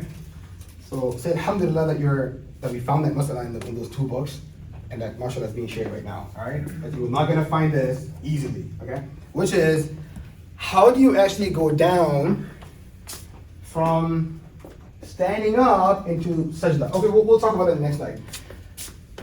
So you go in ruku, this is the correct way of doing ruku. Okay? Subhanallah azim. And that is, you take your thumb and you take your index finger and you make a nice round around your knee, grab it, and then you grab your knees. Don't lean on it in a way that if someone was to move your hands, that you fall on the ground. Okay? Right? So you go there. Now, somebody goes, see if I go like this, you can come in, kick me, whatever, I'm not gonna fall, right? But if I'm leaning on it, you touch it, I'm gonna have some nice meeting with the ground, right? So you're not supposed to do that. The other thing is keep your back straight. Some people have an arched back, so sometimes their backs are not at a 90-degree angle, which is perfectly fine. So you go like this, as straight as you can get. Head should be facing, so you're looking down, and your head should be facing the qibla, right? It shouldn't be up like this, it shouldn't be bent like this, right? It's straight, it's a 90-degree angle. Okay, then you say Subhanallah al-Azim at least 3 times, 5 times, 7 times. If you don't say it all, the salah is still valid. All right, guys, that's what they move. 7:15, 7:20. All right, guys, you stand up saying Sami Allahu liman hamida. Sami Allahu liman hamida, Allah. By the way, Sami Allahu liman literally means, if you look at the lam there, it basically means Allah has answered the call of the one who praises him. Not only Allah hears. I remember we were young and my cousin's name is Sami. Right? So we were praying and we were in ruku. So he comes behind us and he goes, "You're gonna take my name now." And we went, "Sami Allah." And we ended up laughing, man. Let me stop for a while anyway. So Sami Allah liman hamida, Allah answers the prayer of the one who praises him. Allah answers the prayer of the one who praises him. And so we say, Rabbana wa lakal hamd. Oh Allah, for you is all sorts of praise. And then you say Allahu Akbar and you go in sajda keeping. Now this is what I'm talking about that I found in 2 out of 60 books. Is how do you actually go in sajda. So all the books of fiqh will talk about, you put your knee first and then your hands and then your head, which is correct. But how do you actually go down?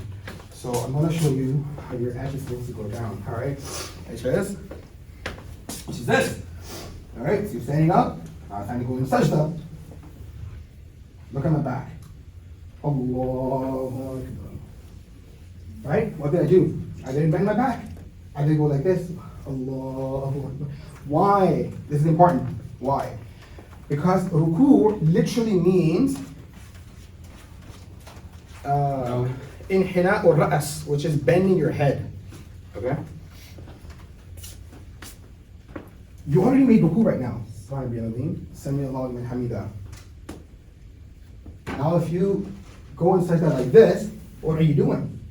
Going to the same position. Same position, which is you're doing a second ruku, and we said you're only supposed to do how many rukus? One. Alright, there you go. So you stand like this, and you go, Allahu Akbar. You see that? You see the back? Should be straight when going down. Not a big deal. You can practice with practice gonna come, inshallah. I'm not saying if you bend and stuff, you have to do like the sahu and stuff. I'm just saying technically this is the correct way of doing it. Alright? 7:17. Alright, cool. Alright. Men, keep your heads with your fingers closed and facing the qibla. Keep your abdomen away from your thighs and your arms raised from the ground. Okay, guys, this is for you. Okay? How do you make sajda? As like girls, if you do sajda like this, it will be accepted. Don't stress, don't panic. Okay? Don't hate me. Don't hate the imams. Okay? Your salah is still accepted. However, so I'm going to show you, and then you can go and read the slides later on, okay? So brothers, when you go in sajda, you have to make sure that your hands are all stretched out, okay? Let me take this off for a moment. You can see the side? All right, cool. So you see the abdomen is like away from thighs and stuff. You see that? See there's a gap? It's all stretched out. And fingers stretching the qibla. Sisters, can you all see? Okay. When you go in sajda, the abdomen and the thighs should touch each other. So you go in sajda like this. You see that? So it helps from it's in a better position with more haya, with more modesty in going in sajda. That's why the Imam actually found that out.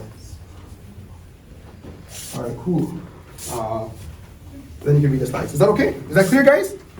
Very simple. Then he says, Subhana Rabbi Alala, and then you sit up, and then you fix your coat. It's messed up. All right, anyways. Then you sit up with your left foot, with your right foot propped up, and his toes facing the qibla. And then, so the correct way of sitting is, for brothers, you go like this. Okay? So, for your right foot, the toes should be facing the qibla. For the left one, you put it under your left buttocks, but then you take your fingers and they point towards the qibla as well. This is the correct way of sitting it. If you can't do it because you got an injury or you just got athletic as Sheikh Sohaib, that's perfectly fine. I'm sorry, by the way, but in that case, you can try any of the position, that's fine. Okay? As long as you do it, it's following the sunnah. Women actually, you sit on your left buttocks, placing your right thighs over your left thigh and have both feet extended to your right. So this is how, I think if I'm not mistaken, Shafi'is actually do their last workouts like this.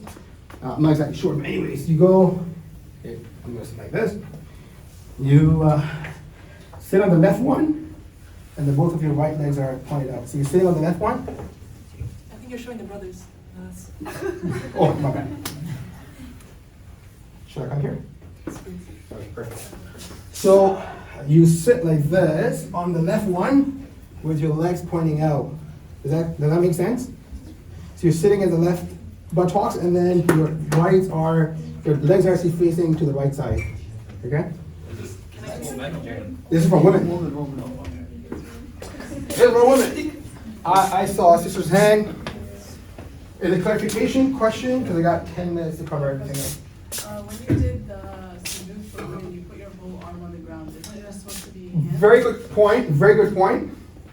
The hadith mentions that Rasulullah ﷺ prohibited stretching your hands like the dog, right? If you look at the dog, because I like dogs. Dogs are good, right? Not as a pet, but the dogs are good. They're a creation of Allah subhanahu wa ta'ala. They actually sit like this. Their elbows are touching the ground as well. Their elbows meaning, wherever the thing comes in, the joints. So what's prohibited is for your entire arm to be on the ground such that your elbow is touching the ground. As long as your elbow is lifted off the ground, it doesn't fall under the hadith. Does that make sense?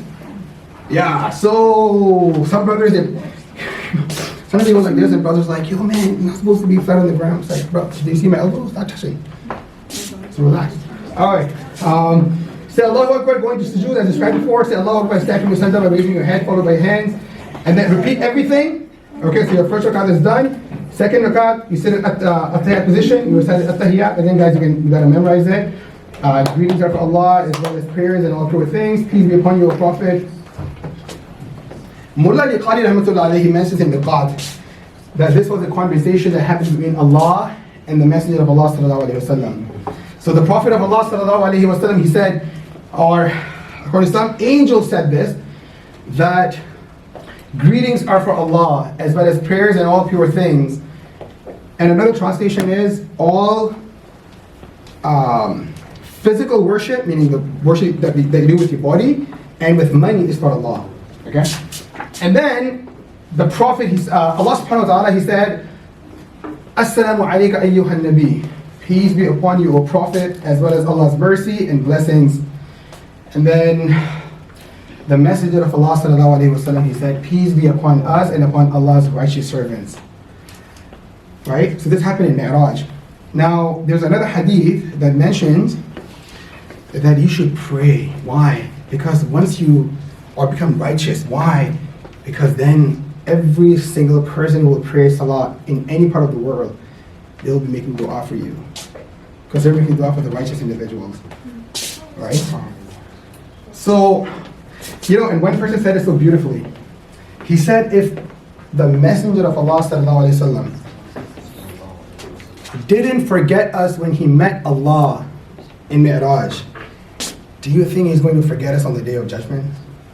Allah. Think about that, man. He's saying Allah. Anyways. Anyway, this is putting your hands, and then you recite Surah, the Salawat on the Messenger of Allah sallallahu alaihi wasallam. Oh Allah, bless Muhammad and the family of Muhammad just as you blessed the family of Ibrahim. Truly you are the most praiseworthy and noble. Oh Allah, favor Muhammad and the family of Muhammad just as you favored the family of Ibrahim. Truly you are the most praiseworthy and noble. In Bible, there's a verse that talks about, may blessings be on the nation who blesses Ibrahim. So we are the only nation that actually prays Ibrahim alayhi salatu wasalam. SubhanAllah. And then you conclude your salah with the supplication that has been mentioned in Quran and Hadith. So any dua that you know, just read that one. Okay? And then you end your salah with saying Assalamu alaikum wa rahmatullah while turning your head to the right. And then you say Assalamu alaikum wa rahmatullah, turning your head to the left. One scholar pointed out something amazing. He said the reason why you do two salams is because you got two angels on the side, right? So when you know somebody is going to take your account, somebody has your, is going to give your paycheck, right? Your boss and stuff. What do? You want to be on good terms with them, right? So you want to be on good terms with your angels, who's writing good deeds and who's writing bad deeds. So you do that 5 times a day. Assalamu alaikum wa rahmatullah. Write more good deeds. Assalamu alaikum wa rahmatullah. Yeah, if I mess up. Alhamdulillah. And then salah is done. There is empty. Then there are these dislike actions. Maybe we'll cover inshallah in part 2. I'm going to share the slides with you, and you guys will can read them inshallah. Done. Still have 5 minutes to go, but inshallah we'll take questions. All goodness from Allah subhanahu wa ta'ala, and all mistakes after me. هذا هو المرام. والله أعلم بحقيقة الكلام. Okay, inshallah, I'll go through some of the questions from the Q&A. Yeah, this was on. One of the earlier questions, what do you do when you're not sure if you forgot, if you missed a rak'ah, or if you prayed too many? Go with the one that you're certain. Okay?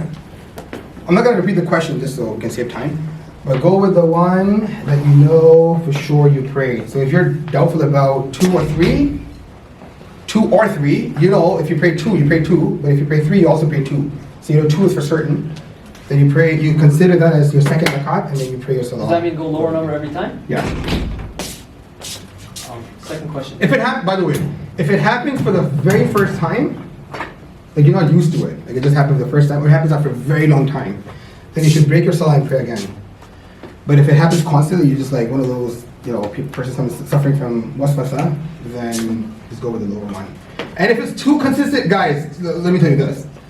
Sometimes shaitan will come and you make him wudu. You didn't wash 2 times, you didn't wash 3 times. You didn't wash your face. Oh, you're still, this one strand up here is like dry right now. You gotta come and like make it miserable, right? I know one sister, subhanAllah, she took like 20 rakahs to pray 4. 20 minutes to pray 4 rakahs. Sorry. I was like, okay, wait. I was like, mashallah, I don't doubt you have khushu and you want to extend your salah, but I'm pretty sure you're doing something wrong because there's no way you're going to take 20 minutes to pray 4 rakahs. And guess what? Later on, she came back complaining. She's like, I can't even finish at tahiyyat. Like, I'm struggling with salah. And then she was getting frustrated with salah. She wants to give up prayers now. That's victory for shaitan. So what you do in that case is like, get out of here, man. I know exactly what I prayed. And just pray like 3 rakahs and then continue. Does that make sense? All right, next question. Do we have a responsibility in ensuring, reminding our brothers and sisters in Islam to pray, especially if we know that if you know that they do not have a habit of consistently meeting the 5 daily prayers? Of course. You have to. If you know, this is the ruling, if you know by you telling them, they will actually listen. You know for a fact, like, I'm going to say this and the person will listen. Then in that case, it is obligatory on you to actually tell the person. But if you're in doubt, you're like, maybe not, then it's recommended. And if you know it's going to cause more harm, then you shouldn't do it. Next question. If the place of prayer is on the floor and the floor is not visibly impure, i.e. it has it's not visibly impure, but it could have like some poo-poo or dirt on the floor, can you pray there? That was the question. Yeah, like a park, let's say. It's not visibly impure, but it could have some impurity there. You go by that which is visible. So if it's not visible, it's clean. This is good one. What are all the times of the day when it is impermissible or disliked to pray salah? Yeah, so the first one is, good question. When it's disliked, the first one is when the sun rises, so for the next 10 minutes. The second is when, how should I explain this? Yeah, when the sun is about to set, right? So like 10 minutes before sunset, right? That is disliked as well. Unless you're praying Asr Salah that day, right? Then you should go ahead and pray, don't miss Salah. But then generally praying at that time is disliked as well. And the third one is when the sun is right in the middle of the sunrise and sunset. Okay.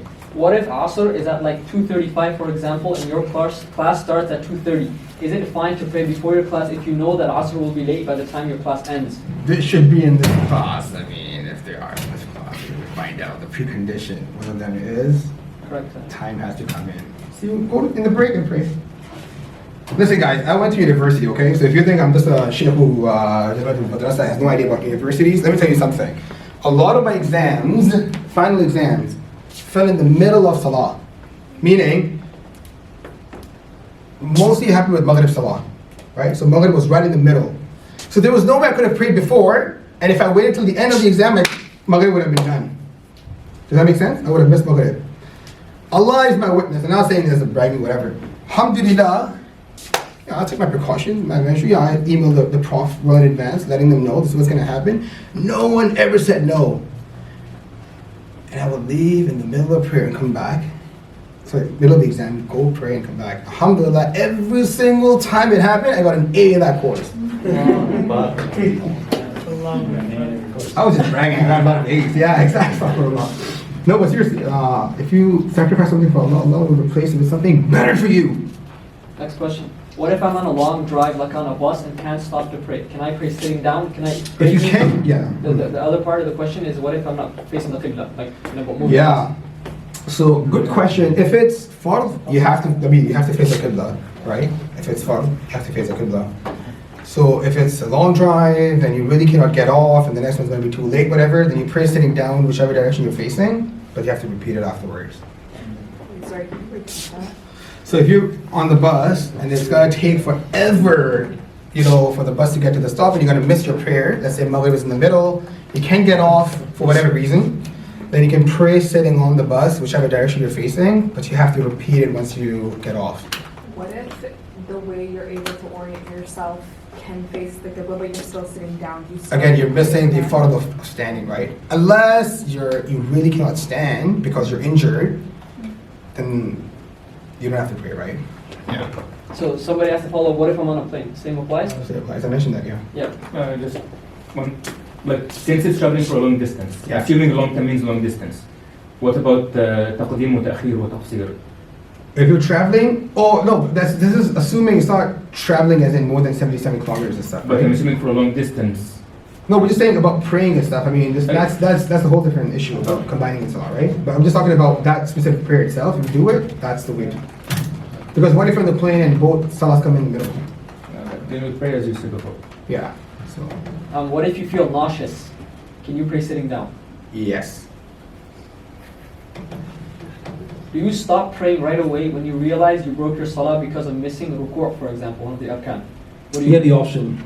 You can break right away, or you can just finish it and then do again.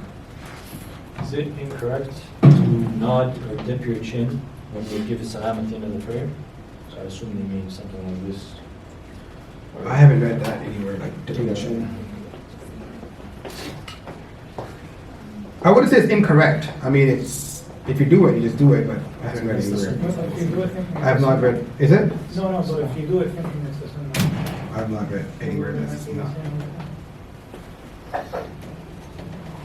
Is it permissible to be praying by yourself and to read aloud? I.e., you're praying Fajr alone and you want to recite aloud? Yes. Here's a maybe specific question.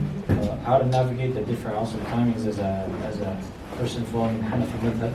If we take the opinion that Asr is at a different time, should we join a potential congregation of Shafi'i, Hanbali, or Maliki at their time, or wait till our own time? You can, if there's congregation going on, just join them. Even if it's earlier, yes. Okay. Yeah. Does distracted, fidgety movement invalidate the salah? I've heard that making 3 movements, like adjusting your clothes or scratching something, that if you do this 3 times in prayer. Yeah, I didn't cover it because of we ran out of time. But basically, what breaks your salah is that if you do something, that the onlooker will be like convinced you're not in salah. Okay? If they will be in doubt, then it might be disliked, but your salah will be valid. Okay, so let's say you're praying and your kufi falls down on the ground and you want to fix it, or you want to fix your shirt, you're getting up and you're just going to fix your clothes and stuff. That's fine as long as it's done with. Or sometimes this happens a lot when your phone starts ringing, right? And you take out your phone, you reach your pocket and you press the button. That is permissible because no one's going to doubt that you're in salah, right?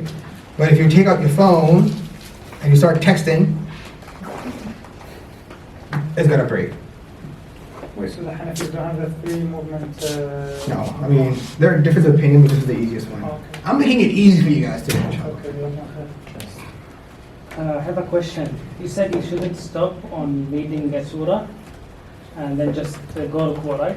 If you have read what's required, if the minimum requirement is completed, then Oh yeah, so if you read the required, like if you finished, if you said, "Inna a'tainaka al-kawthar," and then you forgot the next ayah, do you stop or do you continue or do I? If you haven't done the minimum one, you have to finish the minimum. Just leave that surah, go to the other one that you know. And then do you do the sujood? No. Okay. So you can skip surahs or skip ayahs. Yeah. I mean, not intentionally, but if you can change the surah, you forgot, right? But you shouldn't do that intentionally, that's just like, On that, if people have a common question, can I read surah out of order, or first rakah smaller surah, it's, second rakah bigger it's, surah? it's not the best one. What's called ghayr ula. It's not the top thing to do. It's like But- still accepted though. Ibn Kathir says the Prophet used to, alayhi when he reads at night, he used to read Al-Baqarah, then Al-Nisa, then Al-Imam. There is a detailed answer to that one. Okay. Yeah, but the short word version is that it's nafil salah, it's not fard. We're talking about fard right now. Because it might change for, like nafil there's a lot more leeway in doing things than fard, yeah. So far, there's a different rule and altogether. Generally, yeah. Okay. Generally, yeah. Okay. And, Yeah. I'm just on the Q&A next. Yeah. But I have to leave in 5 minutes as well, so we just wrap up inshallah. So if you prayed, if you came in the second rak'ah, Okay. that happened. If you came in the second rak'ah and then the Imam prayed 5 rak'ahs by mistake, let's say in Dhuhr, do you do the sujood sahu or not? You follow do the you imam, because the imam's gonna do it, right? So you just follow the imam. And then do you continue? Yeah. Because you already finished 4. No, you still continue. Because you missed that, because you joined the second rakat of the imam, right? Yes. Yeah, so you finish your last one. But the Imam already prayed 5, so like you prayed 4 with him. Well, I think they need 2, 3, 4, 5. Oh, so you're saying that imam actually prayed 5, you joined the second one? Uh-huh. Oh, because you technically prayed 4. Yeah, he missed, like he thought he prayed all. It happened, it happened. No, Because is it including sahu to cancel the fifth? yeah, there's a, I don't want to go into the answer, it's going to be long, because there's a whole ruling of how you're supposed to, like what's going to happen with the salah itself, you know, like, because, yeah, it's a detailed answer. Maybe inshallah I can go through later. There's an answer, but again, I need to go into explanation of, if you pray the 5th one, what did the imam do before that one? Did he sit in the final sitting, or did he stood up? Because that's going to change the ruling. Oh, yeah. And based on that one, the ruling is going to change, because it's very possible the salah is not accepted, so. If you want detailed answer, put in the Q&A and we can ask him inshallah. Put it in the link. send it to you, Anybody inshallah. want detailed answers, put them in the link inshallah. So just follow up on the order. So the surah, say you don't change the order, you just jump. So you do Baqarah and Nisa. But you don't change the order, but you skip Al-Imam. So, in the same rakat? Yeah. In the same rakat, then you shouldn't do it. It's not recommended, yeah. So it's makruh, yeah. Yeah, it's not makruh in the sense it's disliked, but it's not the optimal way of praying salah. I'm not looking to do that, but if I leave on Like the mustahab maybe is Mistake is a mistake, other way right? around. Okay, question. If you missed Fajr Salah but woke up right after sunrise, so within that 10 minutes, Yeah, the Hanafi say wait. Wait the 10 minutes? Wait 10 minutes, Hanafi yeah. say 10 minutes. Yeah. Hanafi say wait. Everybody else say pray. Yeah, Hanafi say wait. Yeah. Sorry, follow-up question. I think, I don't know, maybe I misheard, but I think before you said the 10 minutes before Maghrib, you can pray Asr if it's late. Asr of the day. Meaning any of the days, it's the Asr of that day, then yes.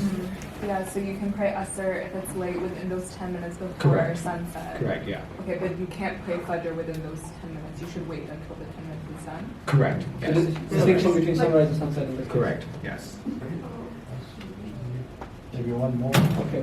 One more. Yeah, for sure. We'll take the last one, inshallah. Okay. If you make the intention to wake up for Fajr, but don't wake up, and I assume they pray after, does it still count? So you made the intention to pray, you woke up later, and then you prayed Qadha. They have to make up regardless whether they make the intention or not, Yeah. right? But the thing is, some people what they do is they set the alarm for like 9 a.m. intentionally, right? And say, I'm gonna wake up and pray. That's incorrect. So the hadith mentions if you have the intention of waking up and you don't wake up, you get the reward of Fajr, right? And that sleep is a blessing from Allah. But that is if you have the intention of waking up for Fajr and you slept through. But if you set the alarm for 9 a.m., because I'm gonna get those extra 4 hours sleep, then you don't get the reward. But you still have to make up as soon as you get up. So one last question for the sisters. Yeah. If people are praying already in congregation, is it bad for a sister to pray by herself separately from the jama'ah? Oh, it's not bad at all. Because congregation, as I mentioned in that slide, is for the men, not for women. Even if they're outside their home? Yeah. Regardless, yeah. Mine is really quick. If you miss a salah intentionally, do you fall out the fold of Islam? No. Just If you going say back- Salah is not part of Islam, then yes. Going back to the Fajr question, what if you wake up, but then like you can't, your alarm doesn't like get you full out of bed, and you snooze and you go back to sleep and you end up missing it. You still have to make up for that when you wake up. So, but would you still get the The reward? Yeah, Allah. Yeah, I'll take the final question, inshallah. Last question, guys. Everything else, tiny URL. Guys, pay attention because we have kept the best, for the last, inshallah. Bismillah. When you join congregation and you're trying, at what point in the rak'ah do you have to add another rak'ah? Does that make sense? What's the cutoff if you made that rak'ah or not? What's Right. the? Oh, okay. So if I understood your question correctly, what you're asking is, if you join the congregation, at what point do you Right. know that you've missed that rak'ah? Right, like what if you missed Surah Al-Fatiha but you joined during Sujood? Yeah, so good question. So if the imam is in ruku, the moment they lift, and by the way, there's no difference of opinion on this. All the schools of thought they say the same thing.